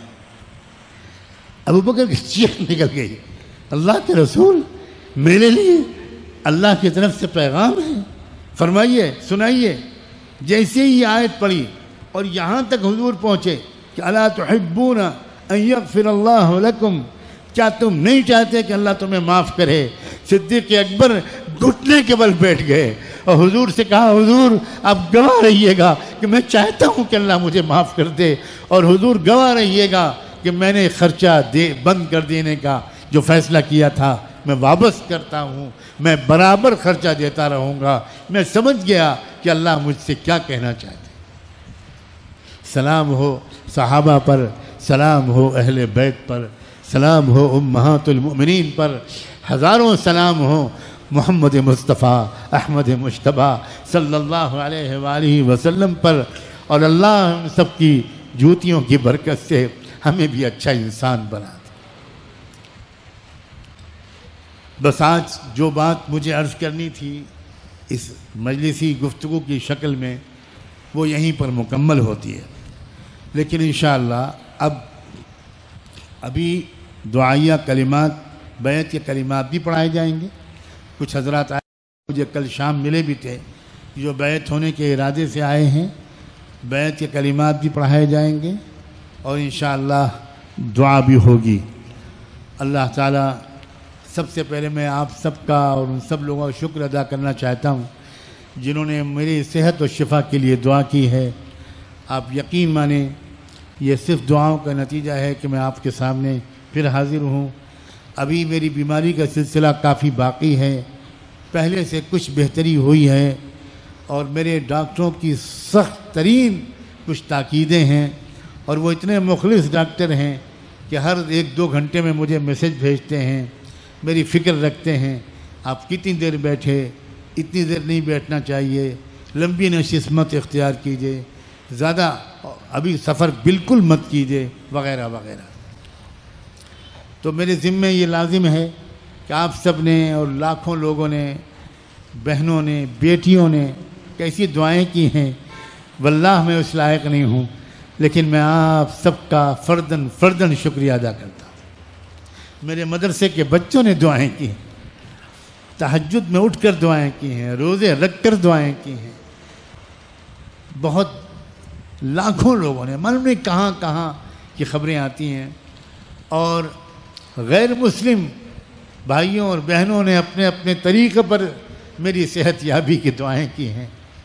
اللہ تعالیٰ سب کی دعاؤں کو قبول فرمائے، سب کو بہترین جزا عطا فرمائے، اور مجھے اللہ تعالیٰ تقوی کے اہتمام کے ساتھ نیکیوں پر عمل کرنے کے ساتھ ساتھ اگر اور اچھی صحت اور عافیت دے دے تو مزید عنایت ہو، مکمل صحت ہو، اور اس دور میں ہمارے اس ملک میں جن جن محنتوں کی ضرورت ہے وہ محنتیں کرنے کی اللہ ہمیں توفیق دے۔ اچھی طرح یاد رکھیں ہمارے دل میں کسی سے کوئی نفرت نہیں، ہمارے دل میں کسی سے بدلہ لینے کا کوئی جذبہ نہیں۔ اللہ کا بہت شکر ہے، اور بہت سے حضرات باقاعدہ کارکن حضرات ہیں، تربیت لیتے رہتے ہیں، وہ بھی اس اشارے کو سمجھیں، کسی سے کوئی نفرت ہمارے دل میں نہیں۔ اللہ ہمارے دل کو محمد الرسول اللہ صلی اللہ علیہ وسلم کا دل جیسا بنا دے۔ چھوٹا منہ بڑی بات ہے، ان کے دل میں کسی سے نفرت نہیں تھی، ہمارے دل میں کسی سے نفرت نہ۔ ہم کو کچھ چاہیے، بالکل ہم ان فقیروں کے راستے پر چلنا چاہتے ہیں جو اس ملک کو دیتے تھے، لیتے کچھ نہیں تھے۔ وہ چاہے حضرت خواجہ معین الدین چشتی، میرے ماں باپ ان کے قدموں پر قربان ہوں، چاہے وہ حضرت خواجہ شہاب الدین سہروردی ہوں، چاہے وہ حضرت خواجہ بہاؤالدین نقشبندی ہوں، چاہے وہ سلطان الاولیاء حضرت خواجہ نظام الدین رحمۃ اللہ علیہ ہوں، حضرت خواجہ بختیار کاکی ہوں، چپے چپے پر اس ملک میں حضور پاک صلی اللہ علیہ وسلم کے سچے غلام مدفون ہیں۔ ان کی جو تمنائیں تھیں ان کی جو محنتیں تھیں، ان کی جو آرزویں تھیں، اللہ ہم کو ان آرزوؤں کے لیے قبول کر لے۔ وہ اس ملک کی حکومت اور اقتدار کے تخت کی طرف نہیں دیکھتے تھے، وہ اس ملک کے دبے کچلے طبقے کو اوپر اٹھانا چاہتے تھے، وہ اس مظلوم اور محروم طبقے کو جس کو پیروں میں چپل پہننے کی اجازت نہیں تھی، جس کو مندروں میں جانے کی اجازت نہیں تھی، جس کو پکے مکان بنانے کی اجازت نہیں تھی، جس کے بچوں کو اسکولوں میں پڑھنے کی اجازت نہیں تھی، جس کو شرفاء کے محلے میں رہنے کی اجازت نہیں تھی، اتنی جانوروں سے زیادہ حقیر بنا دیا گیا کروڑوں انسانوں کو۔ ان بزرگوں سے یہ نہیں دیکھا جاتا تھا کہ انسان جس کے بارے میں اللہ نے کہا وَلَقَدْ كَرَّمْنَا بَنِي آدم، کہ ہم نے تو آدم کی اولاد کو بہت عزت کے لائق بنایا ہے۔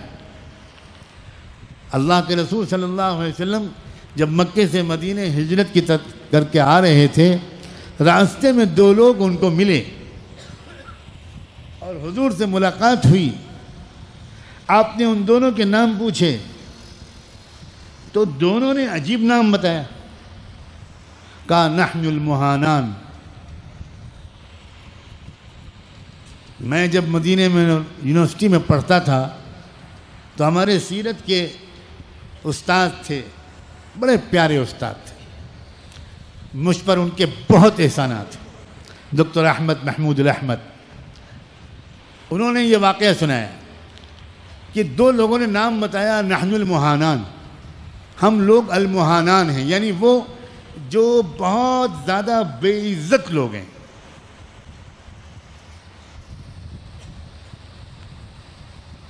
تو اللہ کے رسول نے پلٹ کر فوراً فرمایا لا بل انتم المکرمان، نہیں نہیں، تم لوگ دونوں بہت معزز اور محترم لوگ۔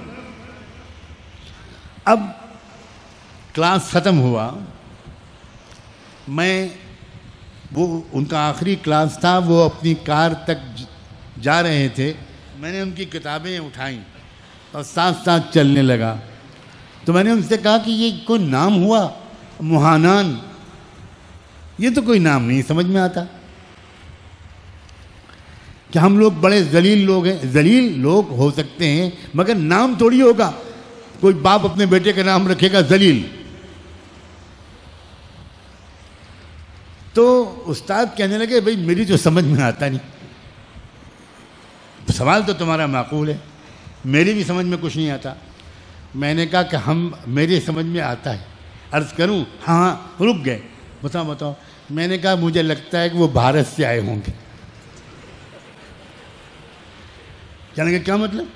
میں نے کہا ہمارے یہاں کروڑوں انسان ہیں جن کو انسان کہنے کی اجازت نہیں، ان کو بہت بے عزت کیا جاتا ہے، ذلیل کیا جاتا ہے۔ ایسا لگتا ہے کہ وہ بیچارے اسی کسی دبے کچلے بسماندہ ذلیل ترین طبقے کے لوگ، ان کا دل ٹوٹا ہوا۔ ان کو تو حیرت ہوگی کہ اللہ کے رسول نے مکی، مدنی، ہاشمی، مطلبی، امام الانبیاء، سید الرسل ان سے مصافحہ کر رہے ہیں، نام پوچھ رہے ہیں۔ ان کو تو خیال بھی نہیں آیا، ہو سکتا ہوگا خواب میں بھی کہ ایسا کچھ ہو سکتا ہے۔ اور حضور پر ہزاروں سلام ہوں، فوراً فرمایا بل انتم المکرمان۔ میں نے استاد سے کہا کہ اگر تحقیق کی جائے تو شاید یہ دونوں، کیونکہ یہ بات ثابت ہے کہ مدینہ منورہ اور یمن میں رہنے والے بہت سے لوگ بھارت سے گئے تھے، حتیٰ کہ سیدنا ابو موسیٰ اشعری رضی اللہ تعالیٰ عنہ کے بارے میں بہت سے مورخین کا یہی کہنا ہے کہ بہت سے لوگ بھارت میں جب یہ بھوشوانی کی گئی تھی کہ ایک آخری نبی آئے گا، تو کچھ جیوتشوں نے بتایا تھا کہ آخری نبی ایسے علاقے میں آئے گا جہاں کھجور کے پیڑ ہوں گے۔ تو اس سے کچھ لوگوں نے اندازہ لگایا یمن کا، کچھ لوگوں نے اندازہ لگایا مدینہ کا، تو کچھ لوگ جا کر یمن میں آباد ہو گئے۔ بنو اشعر کے بارے میں کہا جاتا ہے کہ وہ یہیں سے گیا ہوا خاندان تھا، اور مدینہ کے اندر بھی یہاں سے کچھ لوگ گئے ہوں گے، وہ بھی بسے ہوں گے۔ ایک قبیلہ وہاں تھا الزت، جن کو جاٹ قبیلہ یہاں کا کہتے ہیں، وہ جاٹ قبیلے کے لوگ اللہ کے رسول کی خدمت میں حاضر ہوئے، ایمان لائے، صحابہ بنے، حضور اکرم صلی اللہ علیہ وسلم کے ساتھ، سیدنا عبداللہ بن مسعود کے ساتھ ان کے خاص واقعات ہیں حدیث و سیرت کی کتابوں میں۔ میں نے اپنے استاد سے مختصراً کہا کہ اگر تحقیق کی جائے تو ہو سکتا ہے کہ یہ دونوں ہمارے اس ملک کے نمائندے ہوں۔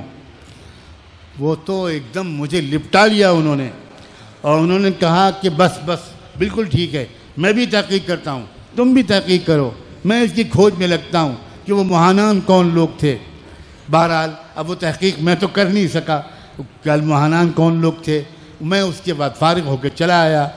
میرا خیال یہ ہے، مجھے ایسا لگتا ہے واللہ عالم، اور کم سے کم ہم کو یہ سبق لینے میں کوئی اشکال نہیں ہونا چاہیے کہ جب ہمارے بزرگوں نے دیکھا، جن کے میں نے نام لیے، اور ہزاروں وہ ہیں جن کے میں نام نہیں لے سکا، چپے چپے پر ایسے اولیاء اللہ دفن ہیں، جنہوں نے جب یہ دیکھا کہ اس ملک میں کروڑوں لوگ مہانان ہیں تو ان کو اپنے آقا کی سنت یاد آئی۔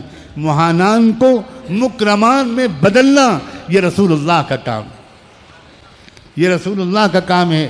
ہم دیکھ نہیں سکتے کہ ہمارے پڑوس میں، ہمارے گاؤں میں، ہمارے شہر میں، ضلع میں، صوبے میں، ملک میں ایسے لوگ رہتے ہوں جن کو انسانی مقام اور حقوق سے محروم کر دیا گیا ہو۔ ہمارا فرض ہے کہ ان کو ان کے حق دلائیں۔ ہمیں کسی سے کچھ نہیں چھیننا، ہمیں قطعاً کسی سے کوئی لڑائی جھگڑا نہیں ہے۔ ہم بالکل فقیر لوگ ہیں، ہمارا سیاست سے بھی کوئی تعلق نہیں ہے۔ ہم خالص ولیوں اور فقیروں اور بزرگوں کے راستے پر جینا اور مرنا چاہتے ہیں۔ اگر تم اس سے خوش ہو کہ تم ہم سے سب کچھ لے لو مگر ان غریبوں کو انصاف دے دو، تو ہمارے کرتے بھی لے جاؤ، ہمارے کپڑے بھی لے جاؤ، ہمارے بستر کی چادریں بھی لے جاؤ، لیکن خدا کے لیے ان غریبوں کے ساتھ انصاف کرو، یہ ظلم چھوڑ دو۔ ہمیں ان مظلوموں کی مدد کرنا ہمارے آقا کا حکم ہے، اور ظالم کو ظلم سے روکنا یہ بھی ہمارے آقا کا حکم ہے۔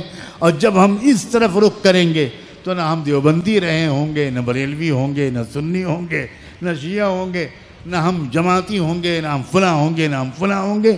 ہم صرف محمد مصطفیٰ کے غلام ہوں گے، ہم صرف صحابہ اور اہل بیت کے کفش بردار ہوں گے۔ ہم ان کی جوتیوں کو اپنی آنکھوں اور سر سے لگا کر ہم سارے انسانوں کو جوڑنا چاہتے ہیں، اور یہ بھی ہم جانتے ہیں کہ جب یہ ملک کے باشندے آپس میں جڑ جائیں گے تو ہمارا ملک دنیا کا سب سے طاقتور ملک بنے گا۔ ہم چاہتے ہیں کہ ہمارا ملک دنیا کا سب سے طاقتور ملک بنے، پسندیدہ ملک بنے، اور اس ملک کی عزت بھی ہو، اس ملک کا رعب بھی ہو، اس ملک کی دھاک بھی ہو، اور اس ملک سے لوگوں کو محبت بھی ہو۔ ایسی کون سی دھاک جس سے لوگوں میں نفرت ہو؟ یہ والی دھاک نہیں، وہ والی دھاک جس میں محبت ہو۔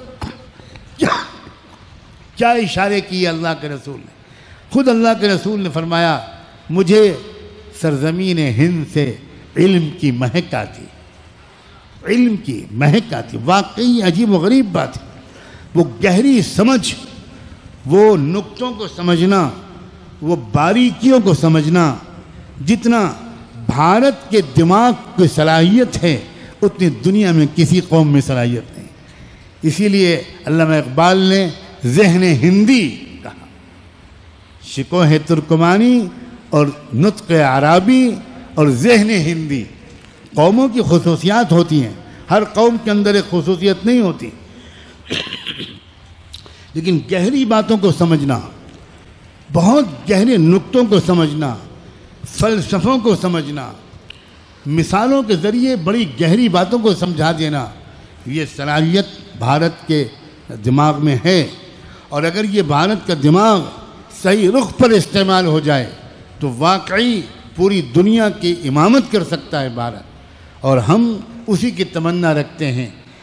لوگ غلط سمجھتے ہیں، اور میں معذور بھی سمجھتا ہوں، لوگ غلط سمجھتے ہیں۔ بیچارے انٹیلیجنس کے لوگ، ہمارے بھائی، مختلف سی آئی ڈی کے محکمے کے حضرات، وہ بیچارے پتہ نہیں ان کو بھیجا جاتا ہے، اور ان میں سے بعض مجھ سے ملتے ہیں اور کہتے ہیں کہ صاحب ہم تو 2 سال سے آپ کی ایک ایک بات کو رپورٹ کر رہے ہیں۔ ہم نے کہا بہت بہت شکریہ بھائی، یہ تو آپ بڑا احسان کر رہے ہیں. لیکن اللہ وہ بھی تو انسان ہے نا. انہوں نے کہا ہم کو کیا بتا کر بھیجا گیا اور آپ کیا سیوا کر رہے ہیں دیش کی, کیا آپ کی بات ہے. ہم نے کہا بھائی آپ مہربانی کرو, جو بھیج رہے ہیں وہ بھی غلط نہیں کر رہے ہیں, ان کو بھی ملک کی سلامتی کی ذمہ داری ہے ان کے اوپر, ملک کی سیکورٹی کی ذمہ داری ہے ان کے اوپر, یہ ان کی ڈیوٹی ہے. بالکل ان کا فرض ہے کہ وہ ہر طرف نظر رکھیں کہ ملک میں کیا ہو رہا ہے. اگر وہ غافل ہوتے ہیں تو وہ اپنی ڈیوٹی ادا نہیں کریں گے. یہ بالکل ان کی ذمہ داری ہے. ہر طرف آتنکواد پھیلا ہوا ہے, ہر طرف دہشت گردی پھیلی ہوئی ہے. خلوص نیت کے ساتھ کون محنت کر رہا ہے, اس لیے بیچارے ہر طرف بھیجتے ہیں. ہم بالکل ناراض نہیں ہیں ان لوگوں سے جو بھیجتے ہیں. میں کہتا ہوں ان کی ذمہ داری ہے. میں اکثر سفر کرتا ہوں, اب جب ہوائی اڈے میں سیکیورٹی چیک سے گزرنا ہوتا ہے تو میں فوراً سر جھکا دیتا ہوں, اس لیے کہ عمامے کو چیک کرنا ہوتا ہے ان کو. تو جیسے ہی میں اس بیچارے آفیسر کے سامنے سر جھکاتا ہوں, نہیں, میں نے کہا نہیں بھائی, میں اس کو اتار دوں, آپ ٹھیک سے اچھی طرح میری باڈی کو جانچیے. آپ کی نازک ذمہ داری ہے, آپ دیش کی سرکشا کے ذمہ دار ہیں, اور ہمارے دیش کے خلاف چاروں طرف سازشیں ہو رہی ہیں. آپ پلیز اس میں کسی کی رعایت مت کیجیے. اللہ اکبر, وہ بھی تو انسان ہے نا. وہ اپنی مشین رکھ کر پیر چھونے لگتے ہیں. ارے میں نے کہا کیمرہ دیکھ لے گا بھائی, یہ کیا کر رہے ہو. کہنے لگے ایسے لوگ ہمیں 10 سال ہو گئے ڈیوٹی کرتے ہوئے, ایسا ایک انسان نہیں ملا جس سے کہو کہ ہمیں جانچنا ہے, وہ کہتا ہے نا یہ میرا دھارمک وہ نشان ہے. یہ کیا طریقہ ہے بھائی. اب آپ کی ذمہ داری ہے بھائی, ہمارے پولیس آفیسر, میں سچ کہتا ہوں, میں یہ بھی کہتا ہوں کبھی کسی پولیس آفیسر کو نفرت کی نظر سے مت دیکھنا. گھنٹوں دھوپ میں کھڑے رہتے ہیں ہماری حفاظت کے لیے, ہمیں رحم نہیں آتا ان کے اوپر. سخت سردی کی رات میں پوری رات ڈیوٹی دیتے ہیں. آپ کے علاقے میں زیادہ سردی نہیں ہوتی, ہمارے علاقے میں کیا ہوتا ہے. ایک بار لکھنؤ میں کرفیو لگا 1990 میں, لمبا کرفیو لگا, اور پورے علاقے میں شہر میں ڈیوٹیاں لگ گئیں پولیس کی.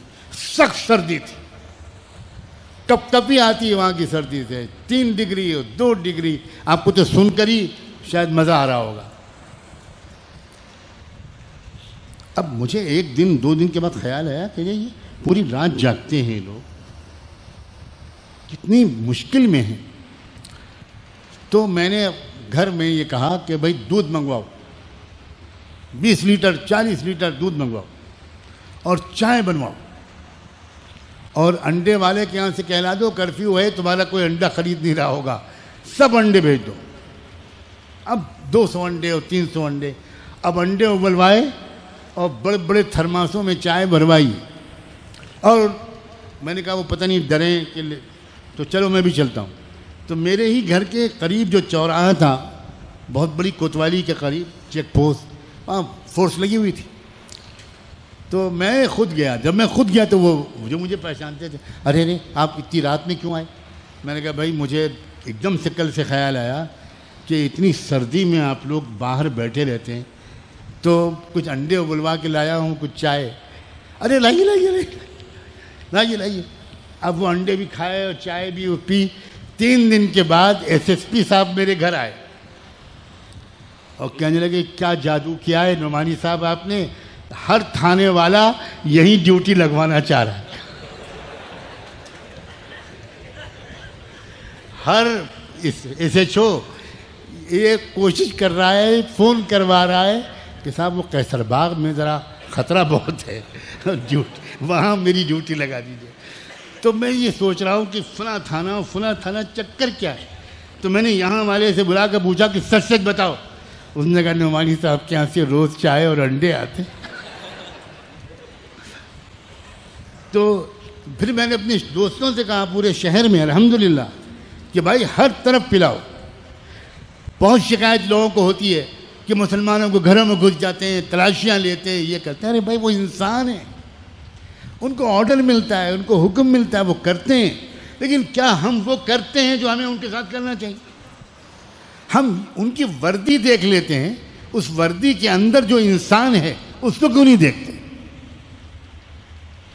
یہ تب پیدا ہوگا جب ہمارے دل میں تقوی کا نور آئے گا۔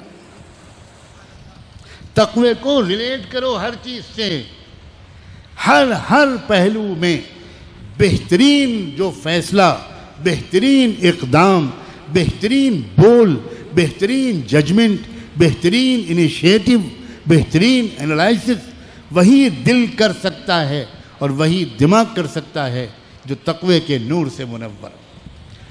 اس لیے اس سماجی کام کو تقوی سے الگ مت سمجھو، اور اس لیے میں ضروری سمجھتا ہوں جو لوگ سماجی انصاف کی کوشش کریں وہی لوگ اپنی دینی ترقی کی بھی کوشش کریں۔ یہ تقسیم اب ختم ہو جانی چاہیے کہ جو لوگ اپنی دینی ترقی کی کوشش کرتے ہیں وہ کوئی سماجی کوشش نہیں کرتے، اور جو سماجی کوشش کرتے ہیں وہ دینی ترقی کو غیر ضروری سمجھتے ہیں۔ الگ الگ، یہ جب تک الگ الگ رہے گا کوئی کامیابی نہیں ملے گی۔ میں جو بات چاہتا ہوں، صراحتاً کہہ رہا ہوں، جس کی تمنا اور آرزو رکھتا ہوں، وہ یہ کہ مسلمانوں میں ایک ایسا مجمع تیار ہو جو بہترین تہجد بھی پڑھے، بہترین ذکر، تلاوت اور مراقبہ بھی کرے، جن نوجوانوں کو اپنی آنکھوں پر کنٹرول بھی ہو، جو پاک دامن بھی ہوں، اور وہی اس ملک میں برابری اور انصاف کے نظام کو پھیلانے اور قائم کرنے اور ہر غریب کو غریبی کی سطح سے اوپر اٹھانے کی کوشش بھی کریں۔ الگ الگ نہیں، جو یہ کوشش کرے اس کا مسجد سے اور نماز سے کوئی تعلق نہیں، اور جس کا مسجد سے اور نماز سے تعلق ہو اس کا ان کوششوں سے کوئی تعلق نہیں۔ یہ ادھورا پن ہی ہے جس نے ہمیں اب تک کامیاب نہیں ہونے دیا۔ اس ادھورے پن کو مکمل کرنا ہے، کریں گے؟ یہ اس بات کی دلیل ہے کہ پیاس اور بھوک دونوں لگی ہے، اور آپ سب اب انشاءاللہ بہت جلد دنیا سے آگے پورا کروں؟ جب خود سمجھ گئے ہو تو پورا کیوں کروں ملا دو پیازے کی طرح؟ زور سے کہو نا۔ اب لگا ایک بچے کی آواز سب پر غالب آئی، اور جو کون ہے وہ بھی چھپ رہا ہے۔ جو چھپتا ہے نا وہ سب سے آسانی سے پکڑ میں آتا ہے۔ اللہ تعالیٰ آپ سب کو دنیا اور آخرت میں خوش رکھے۔ سبحان ربک رب العزت عما یصفون، اللہم صل علی سیدنا محمد وعلی آل سیدنا محمد وبارک وسلم۔ اللہم صل علی سیدنا محمد صلاة تنجینا بها من جميع الأهوال والآفات، تنجينا بها من جميع الأهوال والآفات، وتطهرنا بها من جميع السيئات، وتقضي لنا بها جميع الحاجات، وترفعنا بها أعلى الدرجات، وتبلغنا بها أقصى الغايات من جميع الخيرات في الحياة وبعد الممات، إنك على كل شيء قدیر۔ اللہ ہم آپ کے بندے اور آپ کی بندیاں آپ کے حضور میں حاضر ہیں۔ اللہ آپ کی ذات کی قسم ہم خطا کار، سیاہ کار، اللہ پوری زندگی کا اکثر حصہ گناہوں میں گزر گیا۔ اللہ دل سے اعتراف ہے کہ آپ نے ہم کو بہت موقع دیا سنبھلنے کا، بہت اچھے ماں باپ دیے، بہت اچھے استاد دیے، اللہ بہت اچھے ساتھی دیے، بہت اچھی مجلسوں میں ہماری گندگی کے باوجود ہمیں بیٹھنے کا موقع دیا۔ اللہ ہم آپ کی قسم کھا کے کہتے ہیں کہ ہم نیک لوگوں کے پاس اچھی ذکر والی، علم والی مجلسوں میں بیٹھنے کے لائق نہیں ہیں۔ ہمارے ساتھ ذرا بھی ناانصافی نہ ہوتی اگر ہمارے ساتھ یہ سلوک ہوتا کہ ہم کسی مسجد میں یا کسی ذکر کی، علم کی مجلس میں بیٹھنے کا ارادہ کر کے چلتے اور فرشتے ہمیں تھپڑ مار کے واپس کر دیتے کہ ذلیل کتے اے فاسق و فاجر تیرا یہاں کیا کام ہے، تو کس ہمت سے آیا ہے؟ مگر مہربانی آپ کی کہ آپ نے سب کی نگاہوں سے ہمارے گناہوں کو چھپا لیا، آنے دیا، پیار سے بٹھایا، شفقت سے بٹھایا، اللہ بیچ میں بھی نہیں اٹھایا۔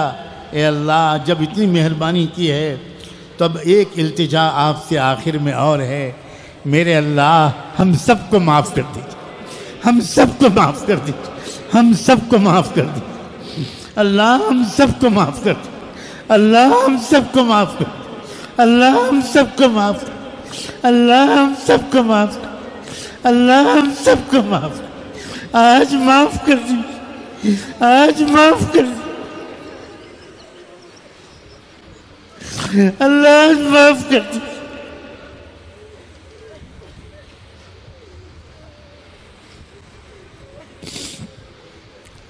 اے اللہ آج ہمیں ہماری توبہ کو قبول فرما دیجیے۔ اللہ ہم کو اپنی توبہ پر بھی بھروسہ نہیں رہا، صبح کو توبہ کرتے ہیں، شام ہونے سے پہلے ٹوٹ جاتی ہے۔ اللہ استقامت نصیب فرما، اے اللہ استقامت نصیب فرما، اے اللہ میری امت کے نوجوانوں کی حفاظت، اللہ نوجوانوں کی حفاظت، اللہ یہ نوجوان بڑی سخت آزمائش، اللہ یوسف علیہ السلام کے پیچھے تو ایک عورت پڑ گئی تھی، اللہ ان کے پیچھے تو ہزاروں زلیخائیں ہیں۔ اے اللہ جدھر نظر اٹھا کے دیکھیں اللہ ننگی بے حیا بے شرم عورتیں لڑکیاں نظر آتی ہیں، فوٹو تصویریں نظر آتی ہیں، موبائل اللہ وہ والے جان بن گیا ہے۔ میرے اللہ کچھ کر دیجئے، ان نوجوانوں کی عافیت کے ساتھ حفاظت کر دیجئے۔ اللہ میرے نوجوان بچے جو ان مدرسوں میں پڑھتے ہیں، اے اللہ میں ان بچوں کے لیے خاص طور پر آپ سے بھیک مانگتا ہوں، ان کو صحت اور عافیت کے ساتھ رکھیے، خوشیوں کے ساتھ رکھیے، بلند حوصلے کے ساتھ رکھیے، تقوی اور پاک دامنی کے ساتھ رکھیے۔ اللہ ان کو حافظ قرآن بنا، عالم قرآن بنا، ذہن و دماغ کی گرہوں کو کھول دیجئے، ان کی یادداشت کو مضبوط کر دیجئے، ان کے کردار کو پاکیزہ رکھیے، ان کی جوانیوں کو بے داغ رکھیے۔ اے اللہ ایک بار اس پورے مجمع کو رحمت کی نظر سے دیکھ، ایک نظر ڈال دیجئے اللہ، تیری ایک نگاہ کی بات ہے، میری زندگی کا سوال ہے، تیری ایک نگاہ کی بات ہے، میری زندگی کا سوال ہے، مجھے اپنی پستی کی شرم ہے، تیری رفعتوں کا خیال ہے، میں اپنے دل کو کیا کروں، اسے پھر بھی شوق وصال ہے، اتنے گنہگار باوجود ہونے کے باوجود اللہ ہماری ایک تمنا موجود ہے ابھی کہ ہم نیک بن جائیں، ہم صالح بن جائیں، ہم متقی بن جائیں۔ اللہ موت ہم کو بعد میں دیجیے گا، پہلے ہم سے راضی ہو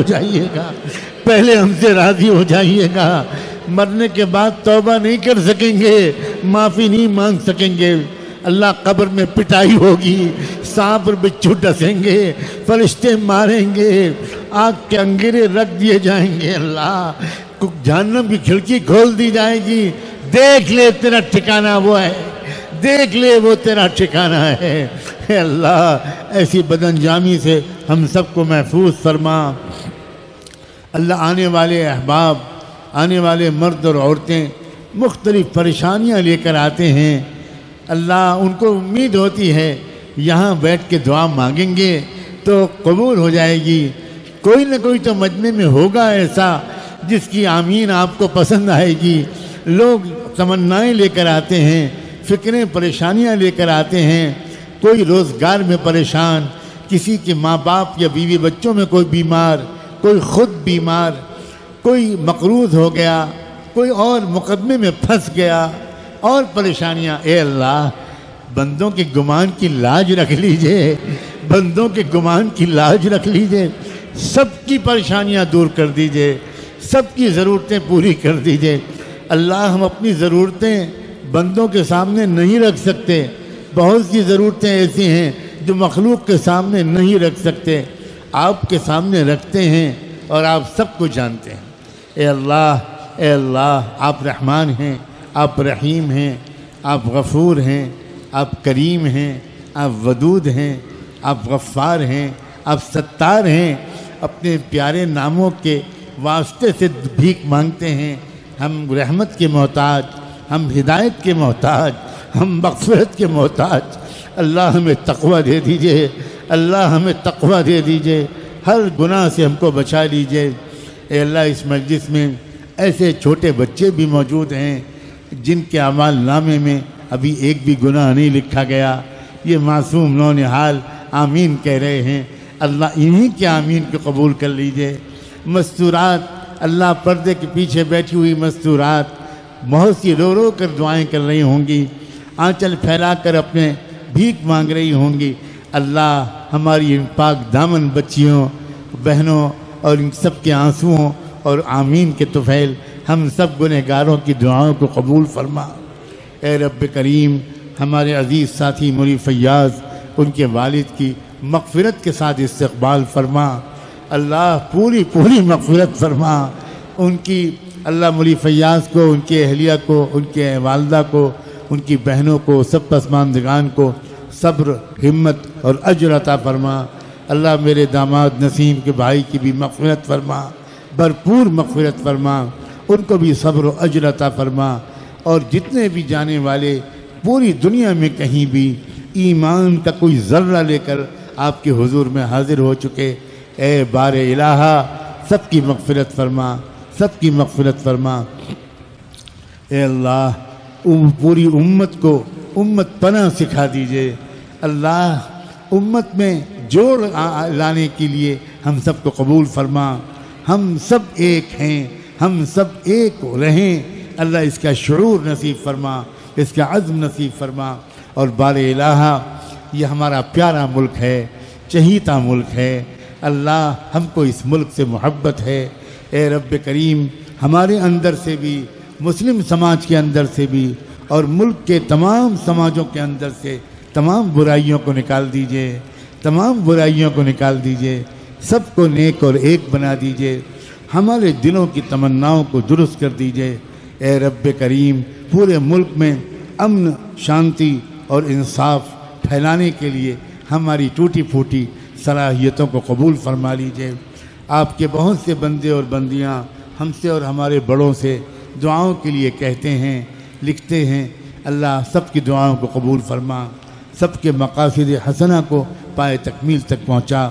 اے رب کریم نیوزی لینڈ کے اندر شہید ہونے والے تمام بھائیوں، بہنوں، نوجوانوں، بچوں اور بچیوں کی شہادت کو اللہ عالم کی تبدیلی کا بہانہ بنا دیجئے۔ اللہ ان معصوموں کے خون کو قبول فرما، اللہ ان کی کراہوں کو قبول فرما۔ اب تاریخ کا ورق پلٹ دیجئے اور نیوزی لینڈ کے عوام اور نیوزی لینڈ کی وزیر اعظم اور ان کے حکمرانوں نے اور وہاں کی میڈیا کے لوگوں نے اور تمام بچوں، مردوں، عورتوں نے اس موقع پر جو کریمانہ اخلاق کا مظاہرہ کیا، اللہ جس طرح مظلوموں کی تعزیت کی، جس طرح وہاں کی وزیر اعظم دوپٹہ اوڑھ کر تقریباً حجاب لگا کر وہ عورتوں سے لپٹ کر اس نے سب کے غم بانٹے۔ اے اللہ ہمارے پاس ان کو دینے کے لیے اس کے سوا کچھ نہیں ہے کہ آپ سے یہ بھیک مانگیں۔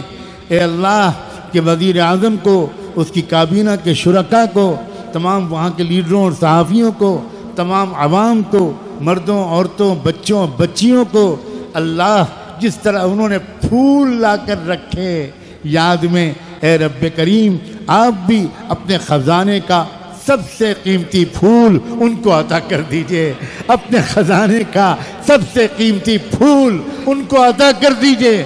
اللہ عطا کر دیجئے، اللہ عطا کر دیجئے۔ تیرے خزانے میں کوئی کمی نہیں ہے، تیرے خزانے میں کوئی کمی نہیں ہے، تیرے خزانے میں کوئی کمی نہیں ہے۔ اے رب کریم اس واقعے کو پوری امت کے اندر اور انسانیت کے اندر ایک انقلاب اور ایک بیداری کا ذریعہ بنا دیجئے۔